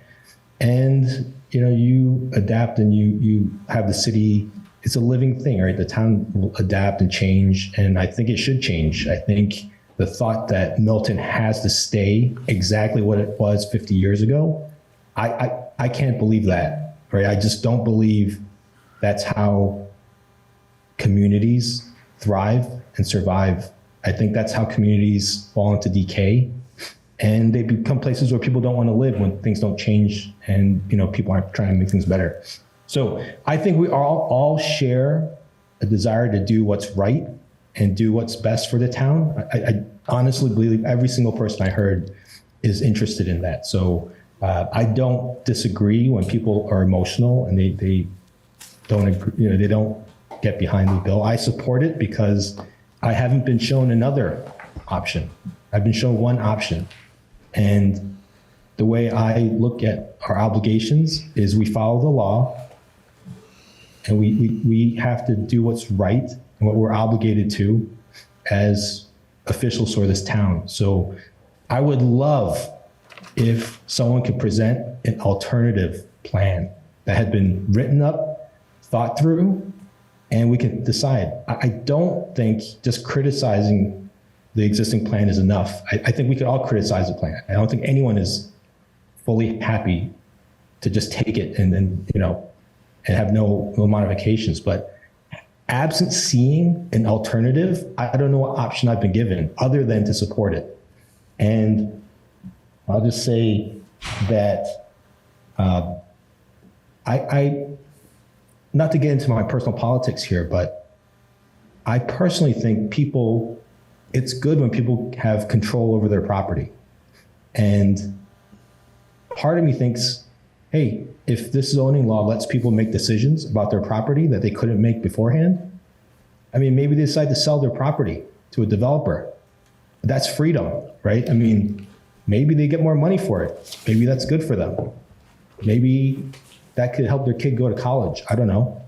Not my job to guess what people's personal circumstances are. But I do think the zoning change would seem to give more people who live in this town more flexibility to do things with their property that they otherwise couldn't do, perhaps. I think maybe that's a good thing. Obviously, we have to counter that against the impact on their neighbors. So I don't know, if that nets out to be better or worse, but I do think there's some positives here, and people will benefit, and some people may, suffer some of the consequences. And I don't know how we can ever properly estimate what those exact, balances are, but I do think there are some potential benefits that we're not really focusing on. So I'll leave it at that. I really appreciate all the inputs and all the opinions. I will say that I do support the select board's article, and for one large reason is because I haven't seen an alternative. I would hope that in the time between when we vote on this and when we go to town meeting, maybe there could be amendments that could be proposed, and then we can decide. Because then that gives us something to decide between. So right now, I don't see any other plans that have been proposed. Thank you. Thank you, Ron. Tom? Thank you, Mr. Chair. Well, just to leave off, Ron, I appreciate your comments you just made. And I agree with you, I think. I was muted. Thank you, Mr. Chair. Ron, I just want to say thanks for your comments, and I do agree with you. I think that everybody wants the best out of this situation. There's been so many ideas, and we've discussed so much. We've had conversations, and I can't repeat everything, nor will I.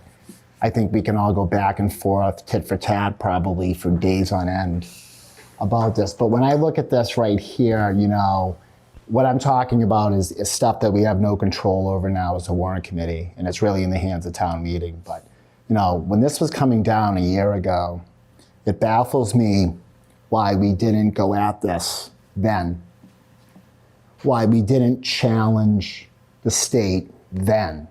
And we kind of just sat around. Now, I can't speak to that. I'm not criticizing anybody. We've had so much to do in this town, and I've been part of it, for better or worse. But there's been so much that we've had to do, and I understand we're volunteers, and we can't get everything done. We're a little town. But when I think about this, why didn't we go at it then? It's clear, and Allison cited a very well-written, well-thought-out letter from two citizens that were down on Elliott Street, where they really laid this out. And this is what I was hoping we were going to be thinking about and doing. We are nothing like Newton. We are nothing like Wellesley. We are nothing like Brookline. We're not like these towns. And if you look at that letter and you see the comparison of the other 11 communities, Brookline, Newton, Braintree, Cambridge, look at the revenues they bring in. I mean, we are like small potatoes compared to them. And the services we receive from the MBTA are nothing like what they get. So that's the kind of thing I'm really disappointed about, that maybe we're not having the conversation now about being an adjacent community. I agree, Milton does need housing. We have to address this problem. We are victims of our own success in this region. People from all over the country are moving here because we're a great place to live. I'm not saying Milton, I'm saying Boston, New England. That's why real estate's going up. This is an unaffordable area for the entire country. So let's not just talk about Milton. It's every other surrounding community that's going through this. So, this is a regional problem, a region of millionaires. If you look at the rest of the country, that's really what we are. And so, I'm not giving a solution here, like Ron said, because there isn't an alternative. And I've thought of alternatives, but, when I look at this, my fear isn't about people moving in and cars and that. I mean, it is. Let's not. My fear is the financial health and of this town. Under this, and numbers I've looked at from Jay and Lori and the initial planning board numbers, I think we have a spending problem in this town, and it's only going to be exacerbated. We got 40Bs, developments in East Milton Square. What's going to happen to the firehouse when we rebuild that firehouse? What's going there? More housing? We still haven't built our firehouses. We're going to owe money on that. A couple of our members, the schools, how much is that going to cost? Operational overrides, school overrides, water and soil. I mean, this is just a steamrolling effect that this is going to have over us, our tax bills. Property taxes aren't going down. If we're making nickels on this, nickels are coming in, and we're going to be paying a lot of money out in services and everything else. So I think the fear is, for me, is the financial standing of the town. And I also look at some of the other concerns. Traffic. Well, Quincy's building Hospital Hill. It's already built. Every other community around us is doing this. Traffic is not going away. It's only going to get worse. And that's other towns coming in here. That's not even what we're creating. So, as I sit here and Ron indicates, what's the alternative, and I don't know what it is. What is that alternative? I listened to the planning board, which is against this 4-1, I believe. I want to defer to them. They are our elected planning board. They think that this can get done. Do we zone for the 10% and then sue? And then we have a plan in place if the state forces us to do anything? But, I mean, what do we do to put Milton first, I think that, we should have pushed back. I think we should push back. If the state makes us do it, so be it.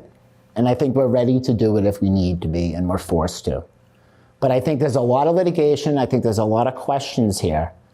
But I want to put Milton first. I want to put the Milton taxpayers first. And I think that that's what we're doing by not recommending this in its current form. There are a lot of problems, we all agree. I don't know if anybody really wants this to happen in their neighborhood. I don't think so. I feel bad, and I never would feel like I would recommend what neighborhood gets this and what neighborhood gets that. But, I think we're looking at a lot here, and I don't have an alternative. I hope town meeting discusses it, and maybe they can come up with an alternative. But I think going forward with this and not preparing for the absolute worst financially is a mistake for this town. And I'm having a hard time supporting this. Now, I look at Jay's master plan, and the master plan talks about Milton and what people in Milton want. Senior housing for themselves, housing for their children, lower tax bills, more amenities. Again, the master plan puts Milton first, and I think we should be putting Milton first. And I don't think that in this current form that this article is ready. And I would like to see it go to the planning board. As one of the members said, 3 to 6 months, it could be ready from their perspective. And I think maybe I would hope that the courts in the current litigation would give us some guidance, maybe, as to what we should be doing. And do we join in that? And it does cost money. But if I look at how much this potentially has to cost in the future of Milton and who's going to be sitting at this table 10 years from now, that's what keeps me up. So those are just some comments I have. I really appreciate the discussion and what everybody's mentioned so far. Thank you, Tom. Steve Rhines. Thank you, Mr. Chair. First, thanks to my fellow members for all their comments and insights. It's really welcome. This is something that's weighed on me really heavy. Last year started with the schools and the pressure from that, and we went through that process. And then, now here we are again with another situation. And so really trying to unpack, and look at this realistically, right, with pros, cons.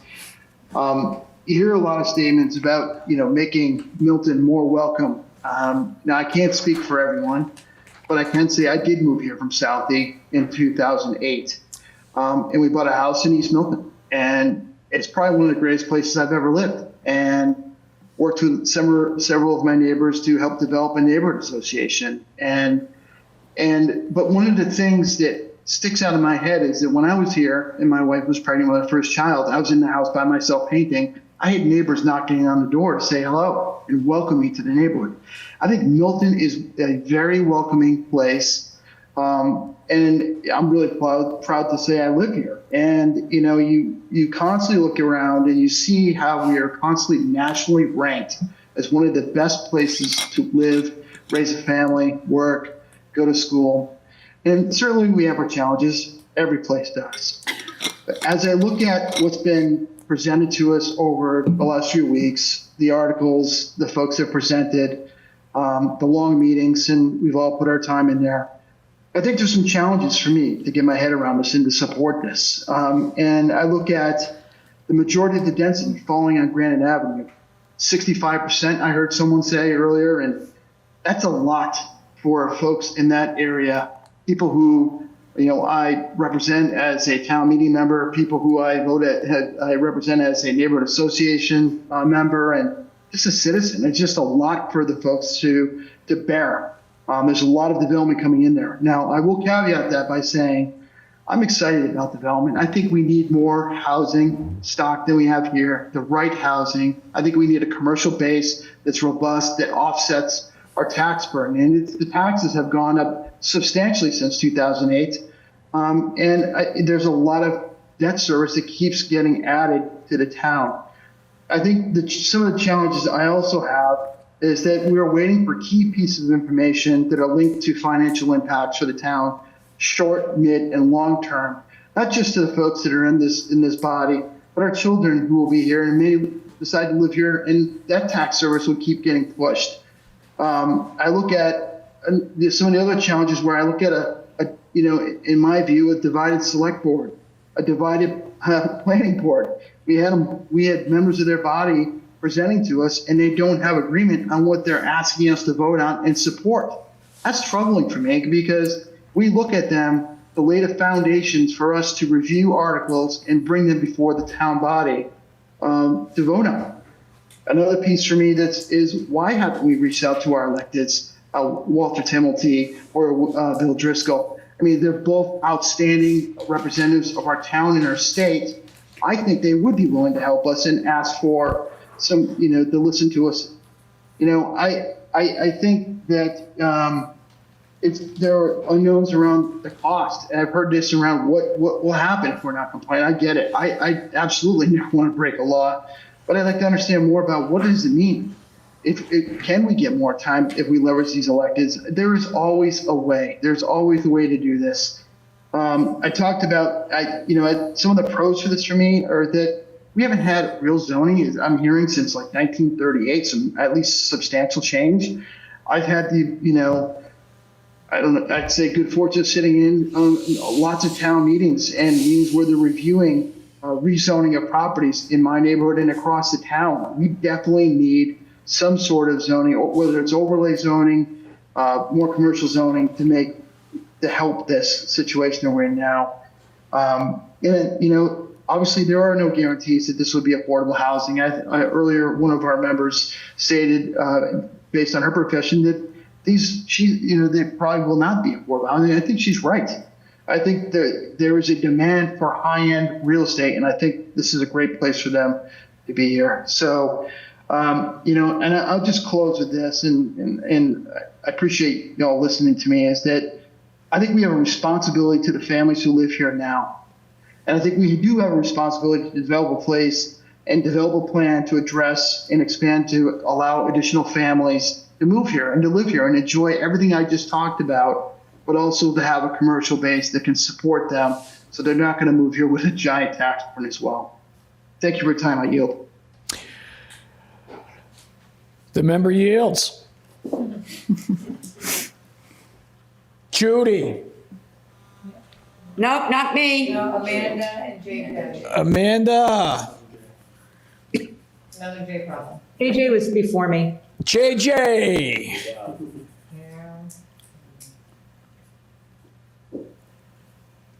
Sorry, I had to find the mute button. Thank you. Thank you for, I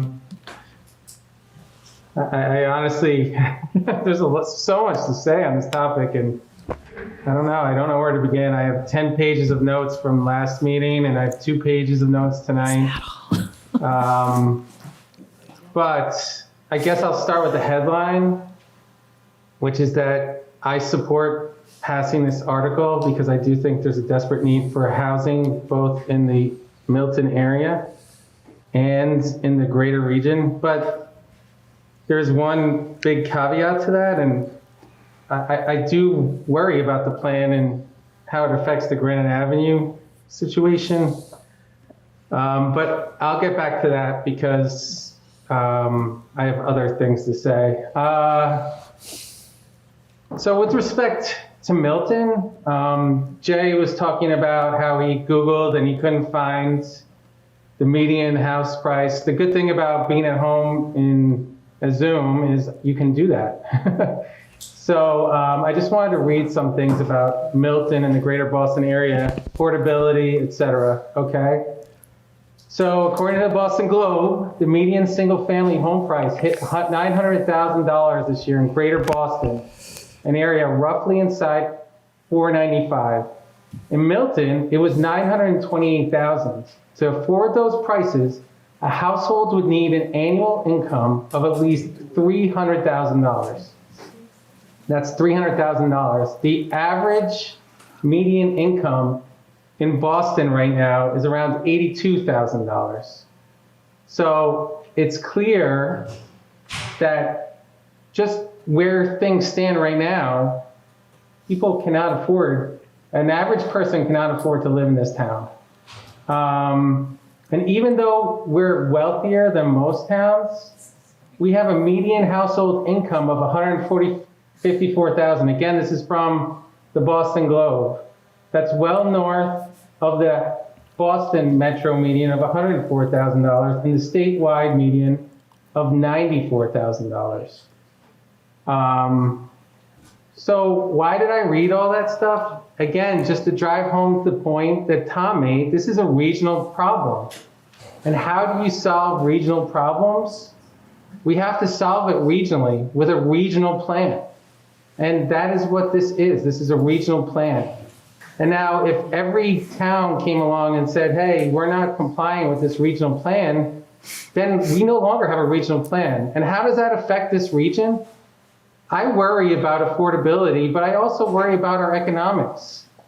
I didn't really fully understand it, but Amazon, in its search for a new home, Boston ticks nearly all the boxes.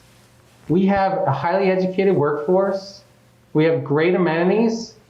But the one thing we do not have is housing affordability. And they left because of that. And as a direct result of that, this law was passed.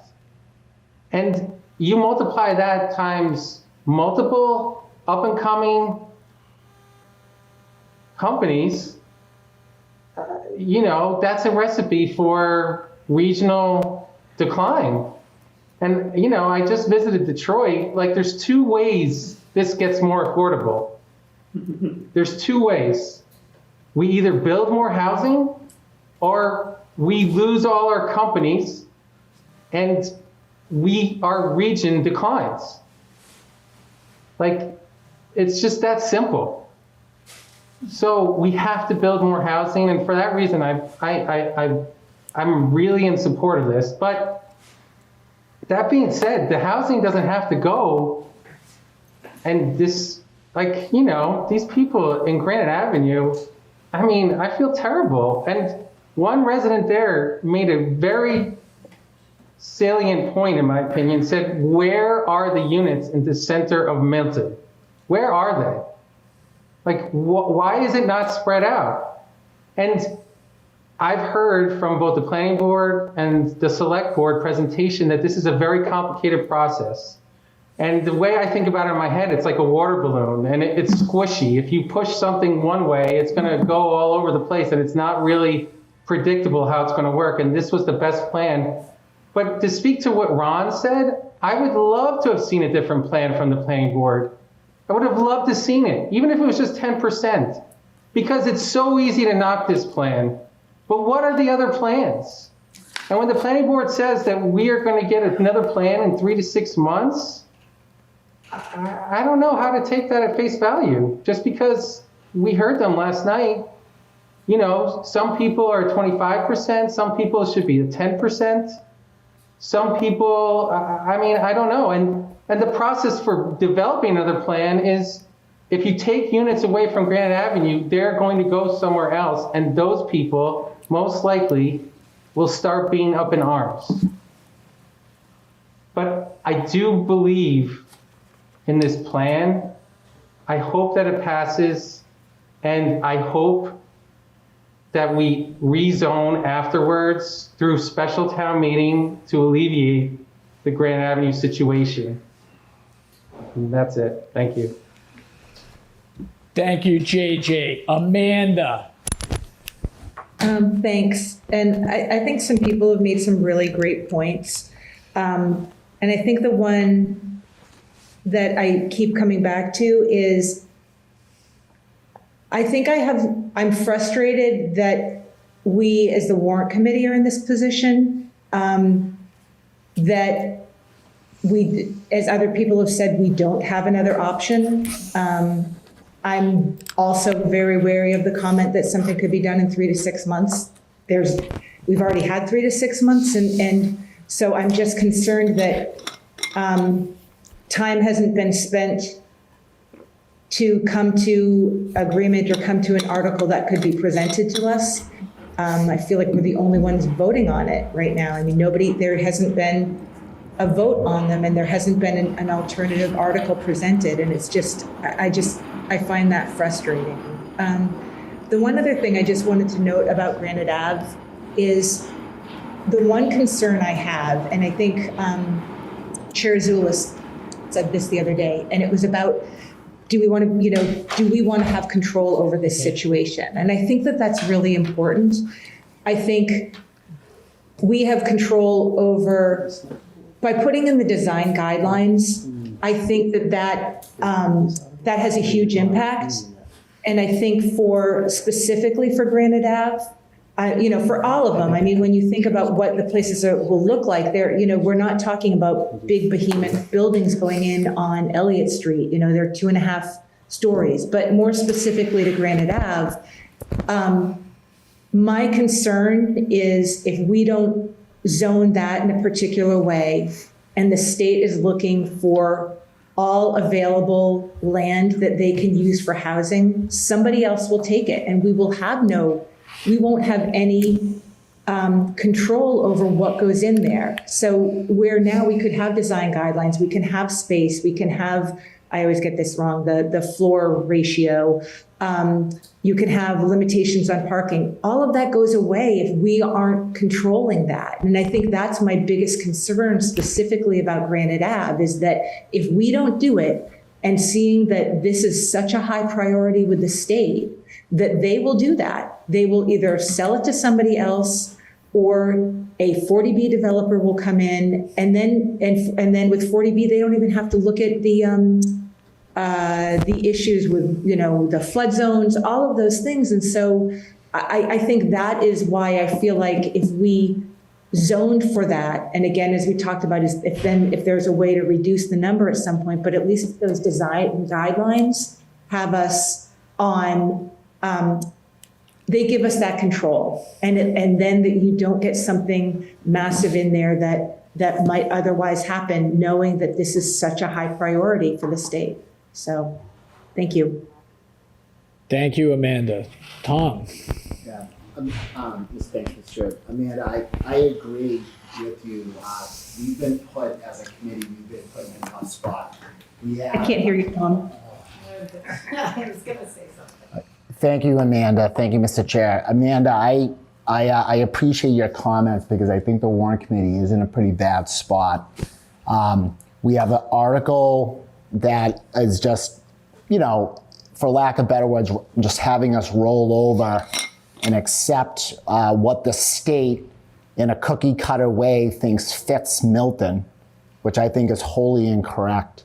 And also, not only have they drafted this law and tried to put, us into this pigeonhole, but, we also look at a terrible commuter system that they have not maintained, and again are forcing cities and towns into this terrible mismanaged agency that they haven't done anything to in years, and are expecting us to all conform with no plan in sight. The state has no plan.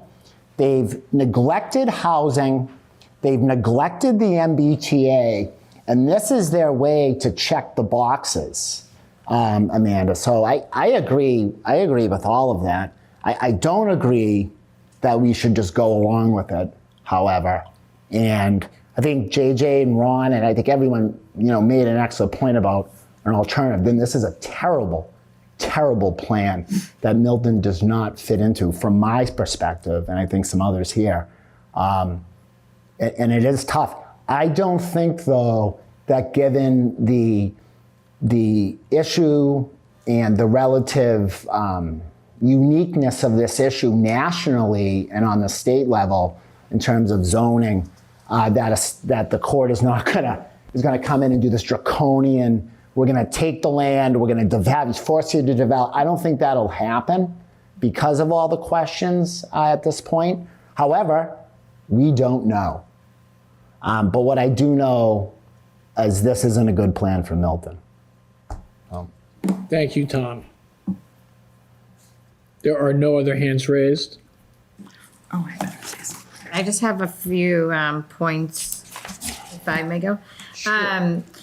I had heard that the planning board hasn't spent the time, but actually, in their defense, they are using the designs that they put, select boards using their design guidelines. So I think that given more time, imagine what they can do further with all the information that they need. There's a few points that I just want to address that are really important. The state cannot do zoning, and they cannot build and not care about flood zones. So to think that they can just go in, I mean, they have to, they can't do the zoning, they can't go in, it's illegal. And it will have consequences for lawsuits. So I do think that that's important to note.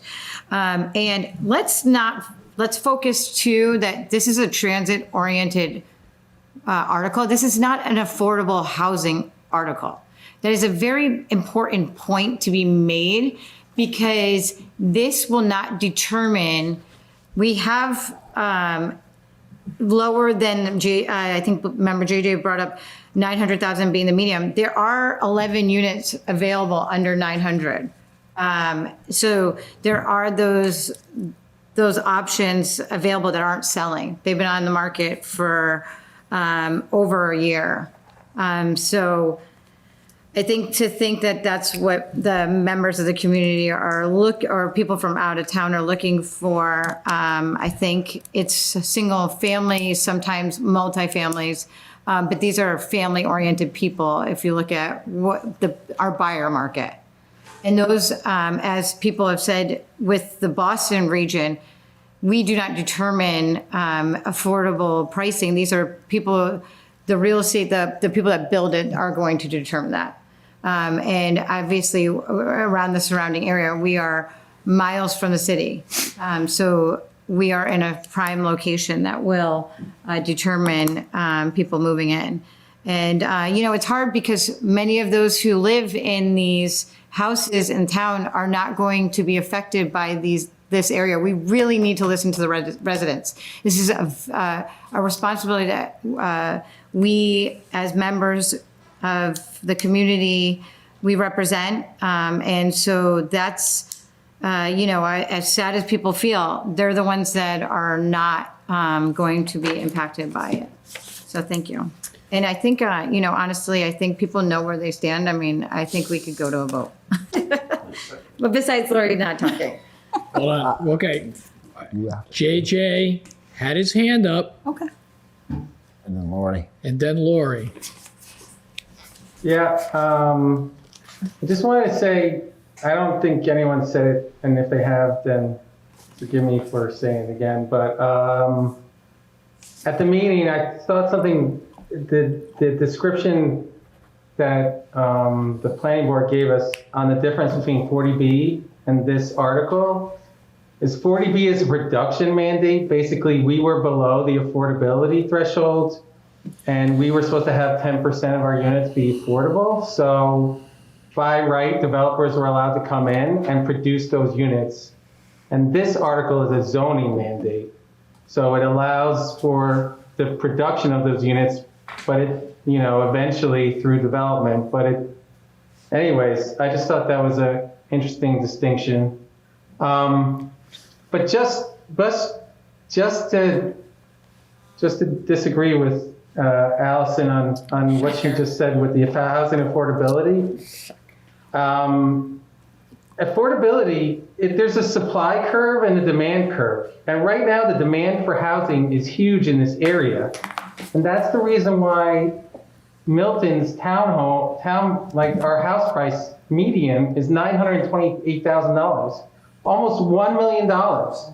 Now, if we, I'm not advocating this, but if we put another, 10,000 units here, or we couldn't, right? But let's say we did it. I'm not advocating that. I'm just saying, like, if we put another, in Boston area, if we put another 1 million units in this area, I guarantee you the price will come down. Okay? Gridlock. Yeah, of course there'd be gridlock. So it has to be done in the right way. But Go look, down. I'm sorry. Who's talking? I'd love. I don't know. I'd love to address it. Is there someone? That doesn't mean that it's a guarantee the pricing will go down. Look at what it's people will pay whatever the pricing of the people that put the developer, what they price it at. If people are willing to pay it, that will determine it. Yeah, but there's competition for those houses. So if there's 1 million, if I'm selling my house for $900,000 and you can go get another of my house down the street, but not only another of my house, but another 10 of my houses, then I can't sell my house for $900,000. I've got to lower the price. That's because there's more supply. This is becoming academic. I can say I actually did make it through Robert Caro's The Power Broker, the biography of Robert Moses in New York, which I would sum up as, if you build it, they will come. Lori's next. Thank you. I just wanted to comment that in today's Globe, I think last week, Beyond the Gilded Gate, Milton was featured as being somewhat exclusionary and all of these things that some folks have mentioned. Today's article is Reckoning with Boston's Towers of Wealth. Luxury high-rises are sprouting across the skyline. Why is Boston, amid a grave housing crisis, so much better at building homes for the wealthy than those in need?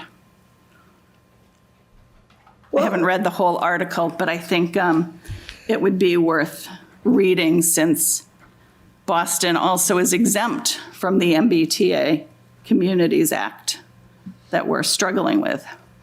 And I also wanted to say, I don't think anybody here or at the planning board or the select board even doesn't want to build housing. It's all about the timing. And we can debate whether or not folks haven't worked hard enough or done their due diligence in a timely manner, but we're close. It seems like people are close. 2461 seems high. We're debating the issue still of adjacent community potentially, and I think it's reasonable. I don't think we are, as Tom said, rapid transit like the other communities that are rapid transit. So I think we should take our time. I think we should do it right. If we pass it, we won't go back and adjust it.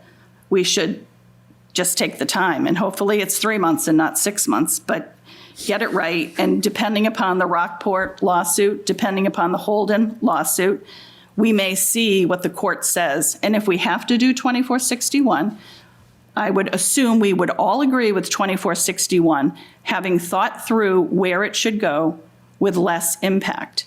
And again, I will say that, you know, the majority of folks that spoke at the public hearing from the Elliott Street corridor, not just Elliott, but some of the surrounding streets, were all in support of this. And we have the minimum amount going in that area.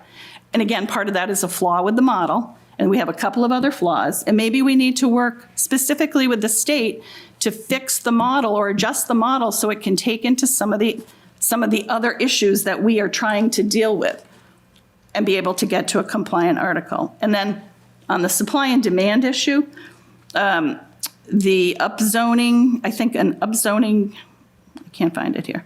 There was an upzoning article, upzoning Newton. It's Seattle, a city in Seattle, Ballard, versus Newton. So they were going back and forth debating the issue, and they were describing in Seattle what happened with all this building and the zoning reform, upzoning reform, and what happened to the city as a result of it. So Newton is also struggling with this, and I think it's worth the hour and 13 minutes to watch it. Thank you. I went out today. Oh, I will send it. Okay, Steve Rhines was on deck, and then Tim. Steve is next. After. Yeah, I took my hand down because I Okay. do agree with you. If they build it, they will come. I mean, the seaport is evidence of that. They just keep going up no matter where. So I agree with you. That's it. It is right and proper to do so. Thank you. Tim? People said that zoning board has been working on this for a few years and they haven't done enough time. They actually only got a signed contract with UTL on April 7th of this year. It's not been 2 years, no matter what the planning office says. The contract was only signed, I think, April 7th to April 3rd, somewhere around that time. So they haven't had even a full year to get this done, which is ridiculous. Thank you, Tim. Amanda? I just have two things. One, I would just say that we've had the same amount of time that everybody has had. And there are people who have it done already, but that wasn't my point. I guess the question I have actually is, it's more, I guess, procedural. Yep. So say that it, what is this? Is this one of those that if it doesn't pass at town meeting, that it can't come again for another year? I think we brought that up before, So but I'm not clear on what happens. So in my understanding of the answer to that question, Amanda, the question being, the concern is if this is a no vote, if it is a no vote at town meeting, is it required to come back 2 years later? They're looking into that. I had this conversation with town council prior to the meeting where was the presentation, is that they are confident that there is a way to structure the article, to structure the way it is presented to town meeting, that we would not be bound by the 2-year rule. Okay?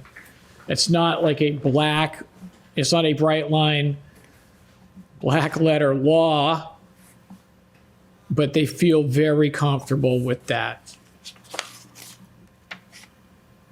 Thank you. Thank you. Okay, then we had, so I appreciate that the comments are getting briefer and briefer. It seems to me like we're getting closer and closer to an actual vote. So keeping that in mind, the pleasure that we're all feeling with the comments getting briefer and briefer, I now recognize Judy. Thank you, Mr. Chair. And I will keep this very brief. When member Lori mentioned an article about upzoning, just wanted to mention during this intensive research I did on, well, let's say upzoning, I ran across an article that the pros and the cons, and it was done by a bunch of architects, lawyers, people like that, involved in this kind of thing. And a con appeared, and it was very informative. It involved the city of Chicago that upzoned via public transportation in a certain area of their city. And what actually happened, that was a con, because what actually happened, it pushed out moderately income people who couldn't get back in once all the new buildings went up, because it goes to the affordability. They were brand new shiny buildings that attracted more financially secure buyers, and the demographics of that particular area changed from a diverse area of population to a very non-diverse category of population. In other words, it went from diversity to practically all white, high income people. That's just a comment. It was only, and I'm not saying that's going to happen here. I'm just making a comment. Thank you. Thank you, Judy. JJ. Dave, I've read The Power Broker too. It's a weighty tome, and it's getting late, so we won't discuss that. But you said if you build it, they will come. I would like to amend that statement to say if you build enough of it, they will come and it will be affordable. There you go. Just to quote Boston Globe again about about Milton, home construction in Milton slowed dramatically after the 1960s and all but froze the past 2 decades. About 93% of our town's housing stock was built before the year 2000. So, you know, this town was attractive for hundreds of years, but it was affordable in the past. And, you know, that was because people were allowed to build. And we are not building here or in this region. And so that is my take on that sentence. I'd like to just pass on. Thank you. Thank you, JJ.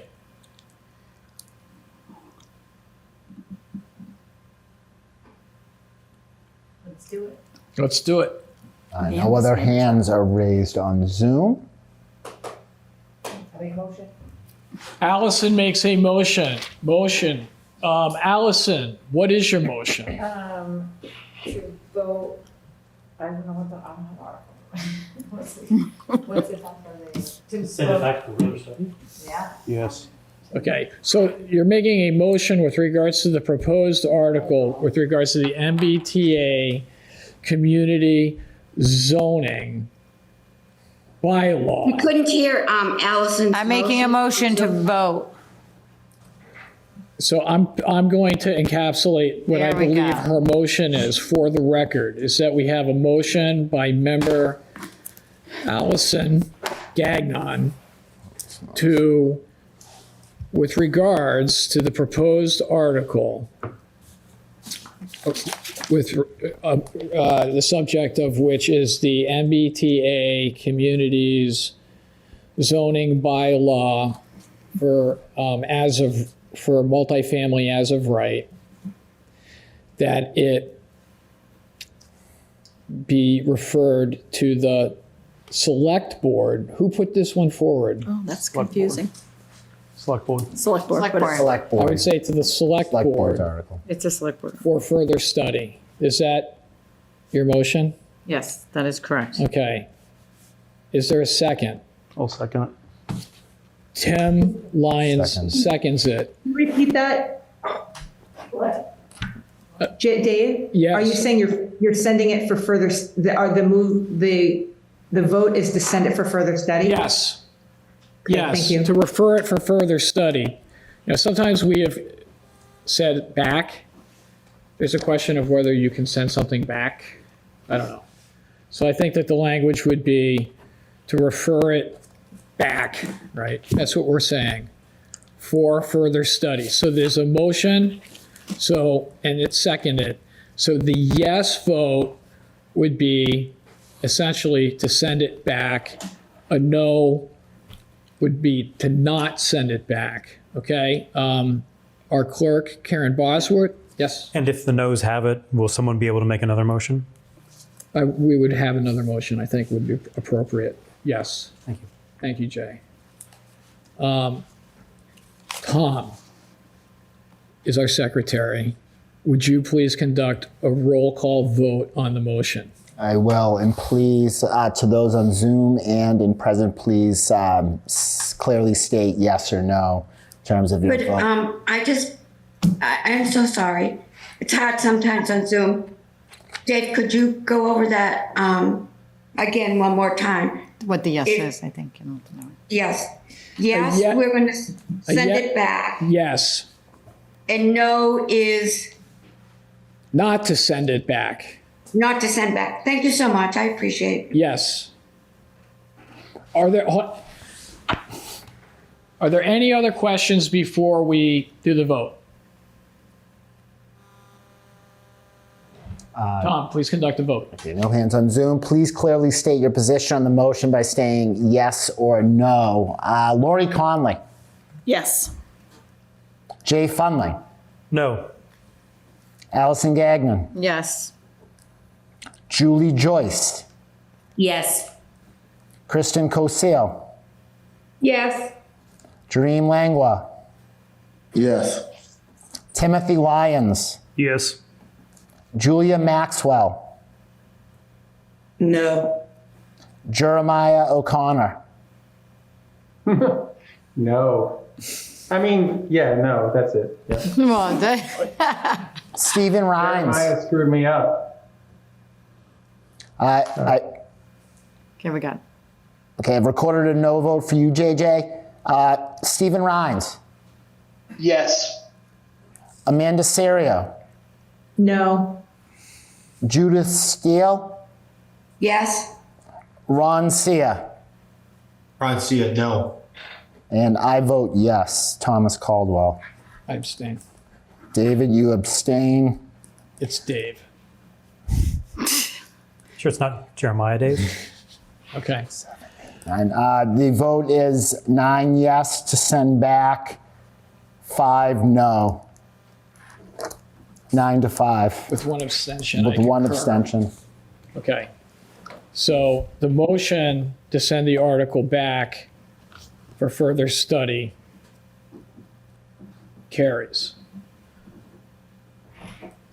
Is there a motion with regards to the other article, the second article? Jay? Yeah, I'd like to say, so last year, we, as a warrant committee, we said, okay, we oppose this article, but the second article, we conditionally support it. If the first one passes, we like the second one. I would like to think we do something similar here because I think, and this may be opening Pandora's box, I think the first article is a majority vote, and the second article that says we want mixed use business, I think that's a 2/3 vote. So, and also, I certainly can't speak for, obviously can't speak for everybody in the committee, but I think if this is going to happen, I think we want businesses to come in. We want businesses to come in and bring money. Absolutely. So the worst thing that could happen, well, within reason, the worst thing that could happen is town meeting votes yes on the first article and approves the MBTA zoning, and then town meeting votes no on the second article, not allowing businesses. And that's somewhat possible because 1/2 to 2/3. So I think if the warrant committee gave a conditional support to the second article, that would help a lot with, even if, like maybe say the first article gets 55, 60%, that would help people say, what some of you may be saying now. I didn't like the first article, but if we got it, let's get the businesses in. So, did you ask for a motion?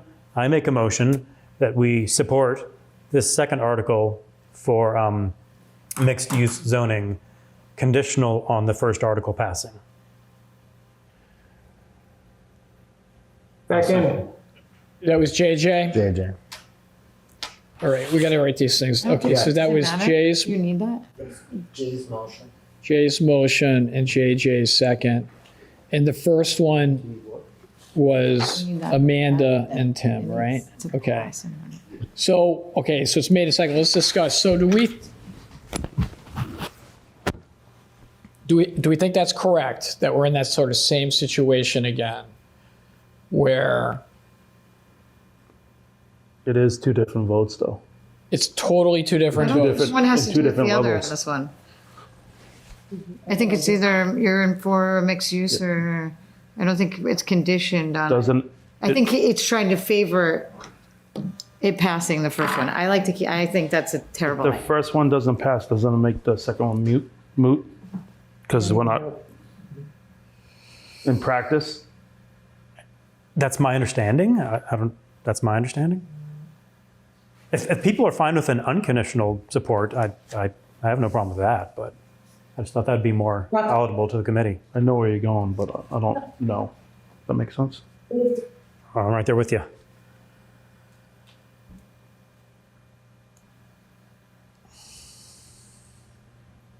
I mean, No hands. I don't know. Okay, that is Article 2. Requiring mixed use in the Milton Village Sub-District.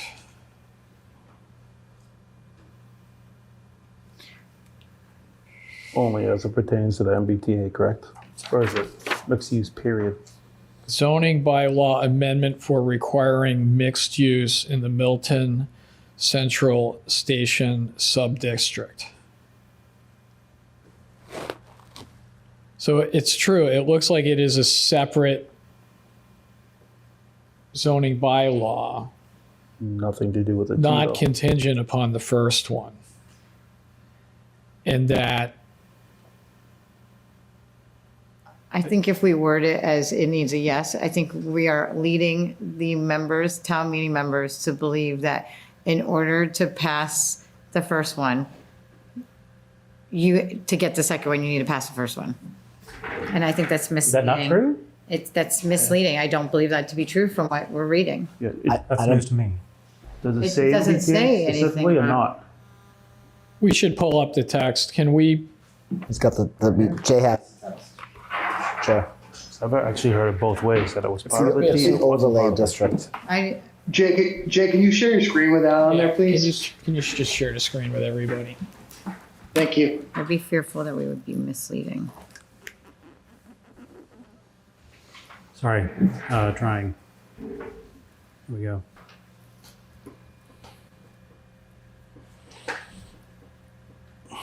Okay, so it goes on, but I think the first part is probably the most important part. It is. Yep. It's part of the T. See, it refers to the MBTA Communities Multifamily Overlay District. So it does refer to the MBTA Communities zoning bylaw. So That's, I think, Amending what may or may not have been passed in the first one. right, so I think what we're saying is the first article included in the bylaws is, and at least if incorporated at least by reference, are those overlays establishing these districts. Mr. Milano might have his hand raised. I'm going to stop sharing my screen so we can see. Let's recognize him. Mr. Milano does have his hand raised. Thank you. Happy to help out, Mr. Chair, if you think that would be Yes, helpful. please. Thank you. So the idea of the second article here would be that, assuming the main MBTA Communities Act article is approved, that this second article would go in and then amend it and amend just the Milton Central Village, Milton Village Central Station Subdistrict to require mixed use in that district. So if the first article has failed, then presumably this article would not go forward because it acts as a change to the main one, if that's providing any helpful guidance for you. It does. Thank you. Thank you, Mr. Milano.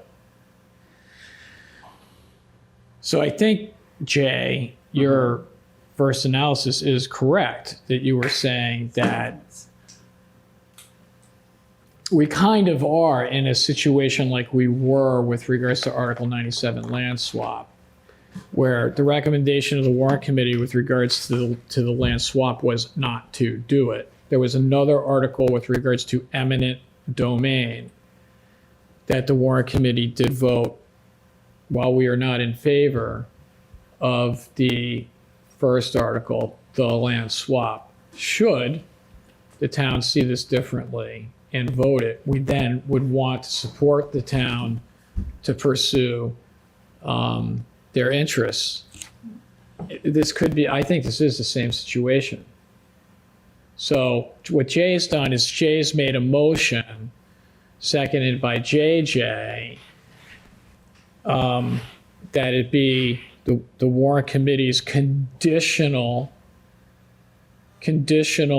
support of the article that should Article 1,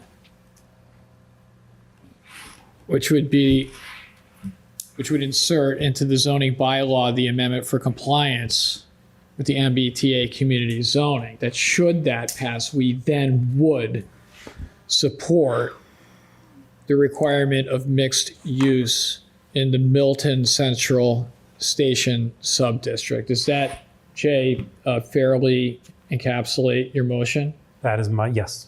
Thank you. Tom? Mr. Milano's hand is still up. I don't know if that's intentional. Oh, thank you.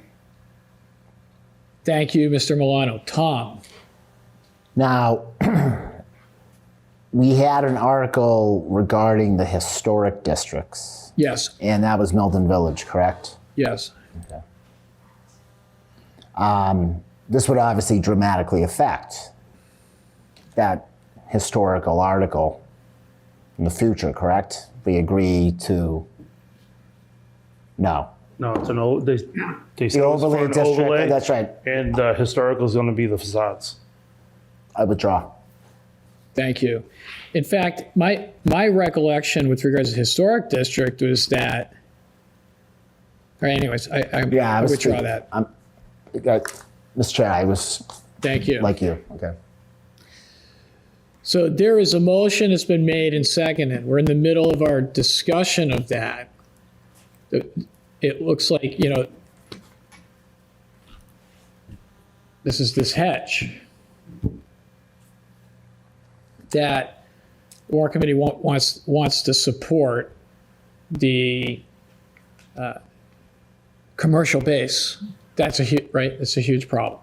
So I think that's what he wants to address, Mr. Fundling, in his motion. Do we wish to have further discussion upon this motion that's been made and seconded?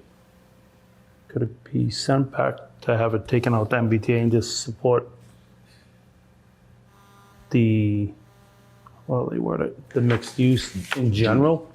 I mean, and not be part of the MBTA for future? Judy. Jay? I mean, I'm just reading real quick, but it seems to say you can build a 6-story building. You can build a 4-story building with commercial on the first floor. So if MBTA, we vote no, and then we vote yes to this, people will be able to build a 4-story building with commercial on the first floor. I don't think that's what you want, but maybe it is. I'm just curious if the MBTA wording can be taken out so it doesn't get confused with the first one unless they absolutely want to amend it, because they want to use it to amend it. I'm just worried about people getting confused. And it would be great if one doesn't pass and the other one passes and it's mandatory mixed use in the future, regardless of the MBTA. I think our moderator does a pretty good job of identifying what people are voting on. Right. I mean, from what you're right. And just again, reading, as we read through the language I'm looking specifically at applicability, which relates to the 6 stories that could be built on a certain large parcels in the area labeled east on the MCMOD boundary map. This is the overlay, MBTA communities overlay that they have on the maps that they made. It looks to me like these this is so tied into, It should have been just in the original article. I'm sorry, what do you mean by, This should have just been in the article, in those districts. what's the this in the and guidelines. the that This mixed use article? article could have been in the overlay for But multifamily. see, that's an interesting, There was a problem with the votes, I think. I think that's part of the concern was, like, I think we just discussed it. I believe that there was a concern that this might require 2/3. Oh, yes, and they got the waiver already for And so, Granite Ave. because if they built this into the whole thing, they would need 2/3 on the whole thing, which would be a climb. So we hedged that, plus this out, pedal to the metal. Or could it go in strictly as mixed use, period? Be that as it may, we have a motion. I'm confused. Judy, Judy's going to clarify this for us. Okay, forever confused, I guess. As I'm understanding this conversation about the motion, would it be correct for me to assume that this will be only compliant on the MBTA zoning passing? Is that correct? yes, it is the That's motion. built into the article itself. What do you mean by built into the article itself? By saying right away at the top, sort of a carve out of the MBTA zoning. So if there is no MBTA zoning, then this article would not take effect. Right, because so it would be our I think what Jay's doing is that we are voting for a recommendation for the warrant committee that with regards to Article 2, which is Yes. the Milton Village overlay district Right. requiring mixed use, Correct. would be, our recommendation would be that the town should vote yes on that recommendation for mixed use in the overlay only if the town votes yes on Article 1, which is the zoning bylaw amendment with regards to MBTA communities. So that Correct. our recommendation would be a yes on 2 only if first town meeting votes yes on 1. Much Okay, like so we would, go ahead. so we would need to tighten that language up to make sure that it's very, very clear that if town meeting votes down Article 1, that there can be no resurrection of this article. Well, it's up to town meeting Yep. to vote the way the town meeting wants, but we would make it clear that it's the warrant committee recommendation. This would not be our first rodeo if we did something like this. I can get up and I can lay it out as clearly as I possibly can. Okay, thank you. Thank you, Judy. Okay, so Lori had her hand up. But if the multifamily overlay district is voted down at town meeting, then this article will be pulled. Maybe Mr. Milano could help us? Wait, but they might pull it, they might not. Maybe there's a friendly amendment to just take out the MBTA language. and Okay, So we'll, okay, no, that's cool. who knows? I think we need it. I like Things to could make get a wild. friendly, I like to make a friendly amendment. And we take out MBTA. So you're making a friendly amendment to take out the MBTA language? Can we do that? Do you have to? To this? I don't think. I don't No. Or I don't know if that works. just make it like, so that, I don't know, I was trying to make it so that it doesn't get confusing. We might be doing The job. planning and zoning if we start doing that. Okay, so then So it's your, okay, I'm okay with so retracting. you're retracting your friendly amendment. Just have a question. If that doesn't Tim. go through, say one gets voted down, two doesn't go through, if someone wanted to mandate multi-use in further buildings, could that not go up for 2 years now? It's my understanding is the same article can't go up. Okay. So that the issue could present itself in a different way, potentially. How could you present that in a different way, though? No T. Not attached to the T. Someone could just say, we want multi-use in these areas moving forward. Also, that's the benefit of sending it back instead of voting no. If town meeting sends it back, then there's no two here. Which we did on the last one. Just hate to lose That was tax revenue. what I was thinking when we voted on the last one. Okay, so where we're at, we've got a motion that is made and seconded for a conditional recommendation of yes to Article 2 only if Article 1 is passed by town meeting. Are there any other questions, discussion? No hands on. No hands? Yes, Mr. Steve Rhines. Steve? Sorry to bother you guys and gals. Quick question. So I should make sure I'm tracking that. So if this was with the first article, potentially, it would require 2/3. Is that accurate? Is that what I heard? Yeah, I think that's it, is that this one,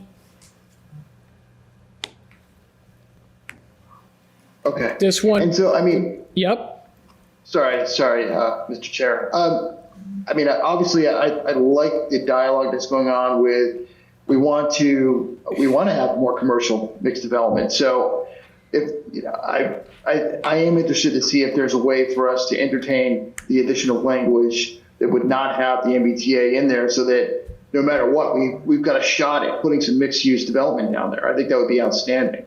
So I'll stop there, but I like where we're going on this. Thank you. okay. And we can send it back and ask for that. Yeah, Mr. Chair, I don't know. I kind of defer to your earlier comments that if we play with that zoning language, that's just me. I'd love to hear from someone else, but I think we're kind of going into uncharted. Yeah, I think what I heard from Steve was just a rededication, to the need for more commercial. And we want to do everything we can. I think the vote that Jay, his motion is in that direction. We can affirm our commitment to commercial use. We can affirm our commitment to giving the town the tools it needs to do the things it wants to if they see MBTA zoning in a different way than we do. We don't want to be an impediment to that. But there's probably some limits on what we really should do with regards to pushing the commercial. We can deal with the article as drafted that's before us. And then if give it to the town meeting, and then, we can play this out. It's a possibility that they could still do something with a friendly, even if Article 1 doesn't go through. But I think it would be, and then they would ask us for our recommendation at that time.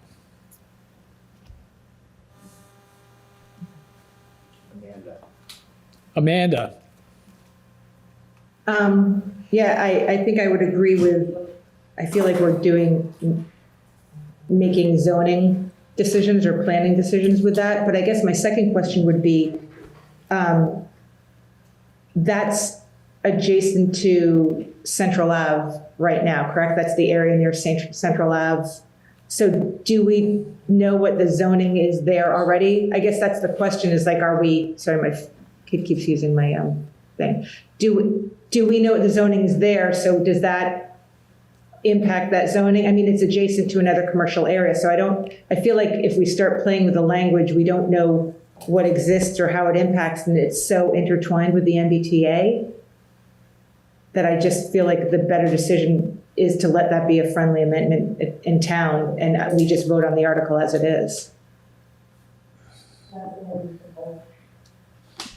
Right, thank you.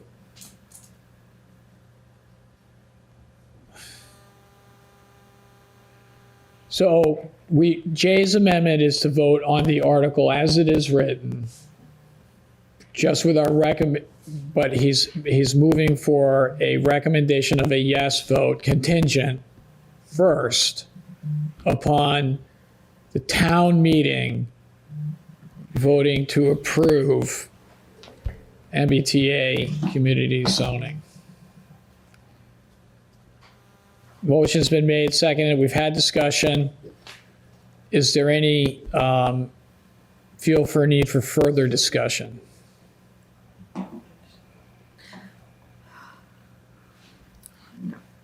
All right.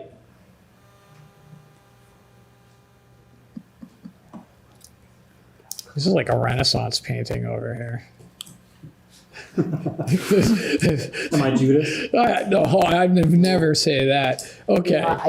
Yes. So, Tom. thank you, Mr. Chair. So I just, kind of side conversation with Jay. Even with the land swap, I have a hard time making these recommendations. But if, we'll take that, I think we have to be clear. I get really concerned about confusion on things of this nature,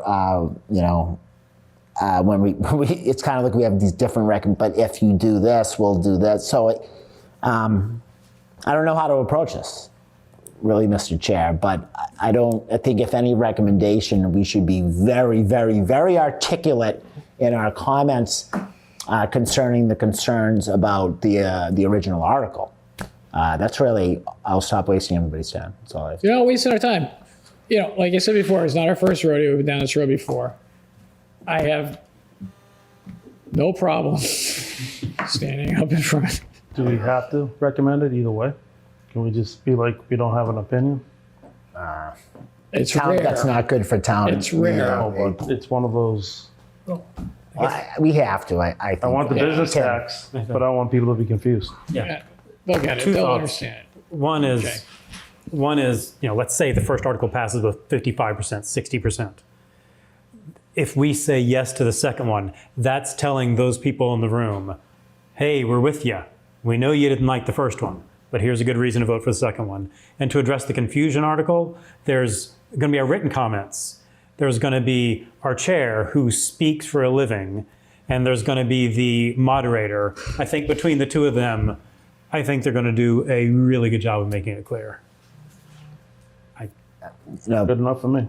Mr. Chair, that being said, I have great faith in you, in the moderator, and town meeting, but I just said in the writing of our comments, I think we should articulate our concerns about this. I'll be happy to be directly involved in the writing of that article, as I am involved in the writing of so many. All right. Judy. Thank you, Mr. Chair. When you call for the vote, could you articulate the exact words of the motion we're voting on again? Okay. Hate to say that we keep running around this confusion circle on these. If this happens, this will happen. Okay. Thank you. Here we go. We're going to now go to the vote. I'm going to ask Tom, please, to conduct a roll call vote on Jay's motion that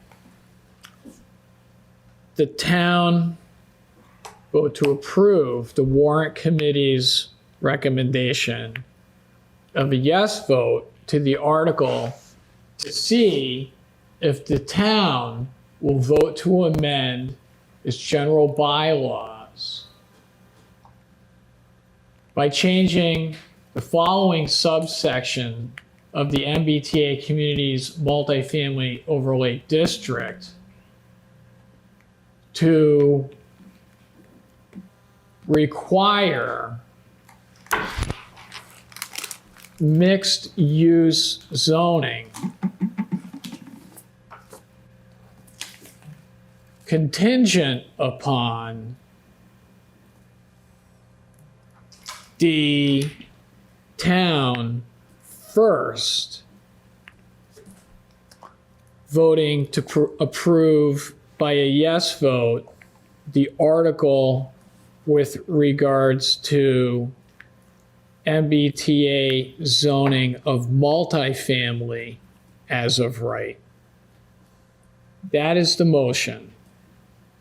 Essentially, if the town votes for MBTA community zoning multifamily as of right, then the town should vote for mixed use in the overlay of the Milton Central Avenue substation subdistrict.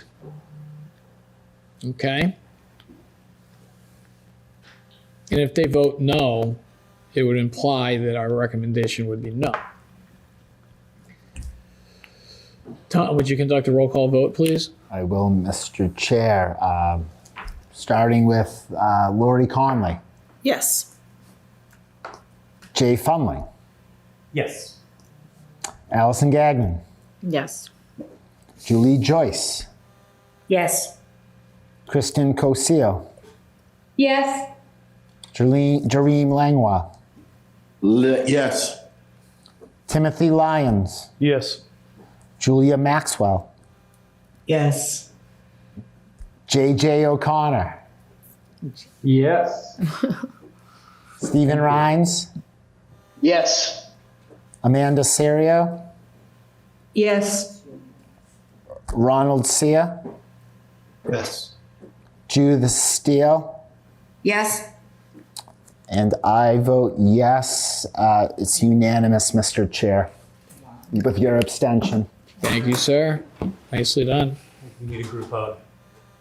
No. Okay. No, Jay, I was going to go for it, but So, and it's as close as we get.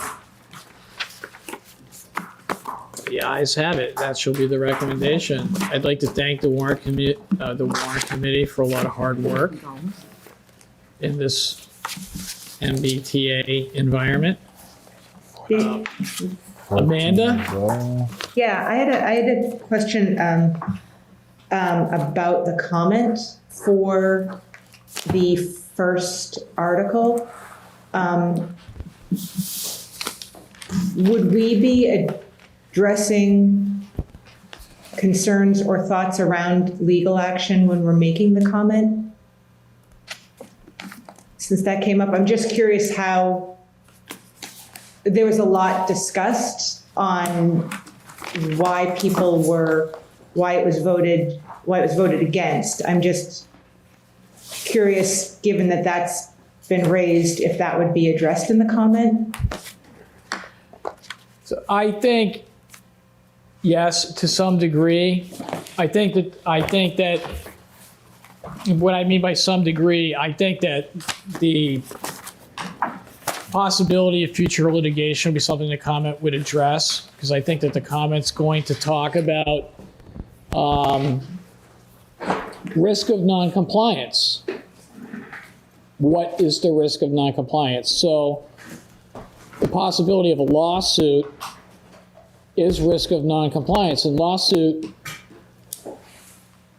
could mean that the town of Milton is sued. It could also mean that the town of Milton sues. It could mean a lot of different things. There's costs associated with it. So I think that the comment, the issues of lawsuits, of whether we're the plaintiff or the respondent, something that we would bring up. And Amanda, we would not be violating any open meeting laws if you wanted to give me a call. I'm going to be writing this. If you want to call me and share your concerns with me, I encourage you to do so. And that applies to anyone on the Warrant Committee. Judy?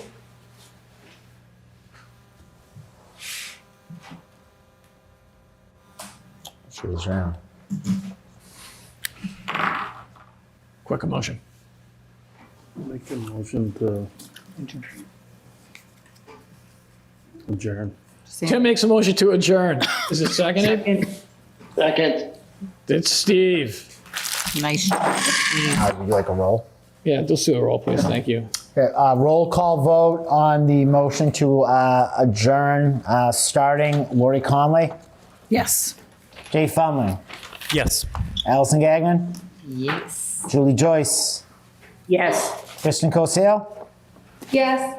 Jermaine Langlois, Yes. Timothy Lyons, Yes. Julia Maxwell, Yes. JJ O'Connor. Sorry, question. Oh, boy. What's our upcoming schedule? Are we done now? Is this it? We thought we were done now. JJ, what's your vote on the motion to adjourn? I know, but do we have any meetings or is this? Not scheduled. We're gonna have to, we will see what happens with the select board, if they open, reopen, vote amendments, et cetera. But as of right now, we don't have anything planned for right now. Okay, thank What you. about tomorrow night? No. JJ, your vote on a motion to adjourn. Yes. Stephen Rhines, Adjourn, please. Amanda Serio, Yep. Ronald Sia, Yes. do the steal. Are we coming here tomorrow night? No. Your vote. Thank you. My vote is yes. Let's go home. Unanimous with your abstention, Mr. Chair. You. She's home. Let's go home. We are adjourned. She's home. Thank you for staying. Thanks. Thanks.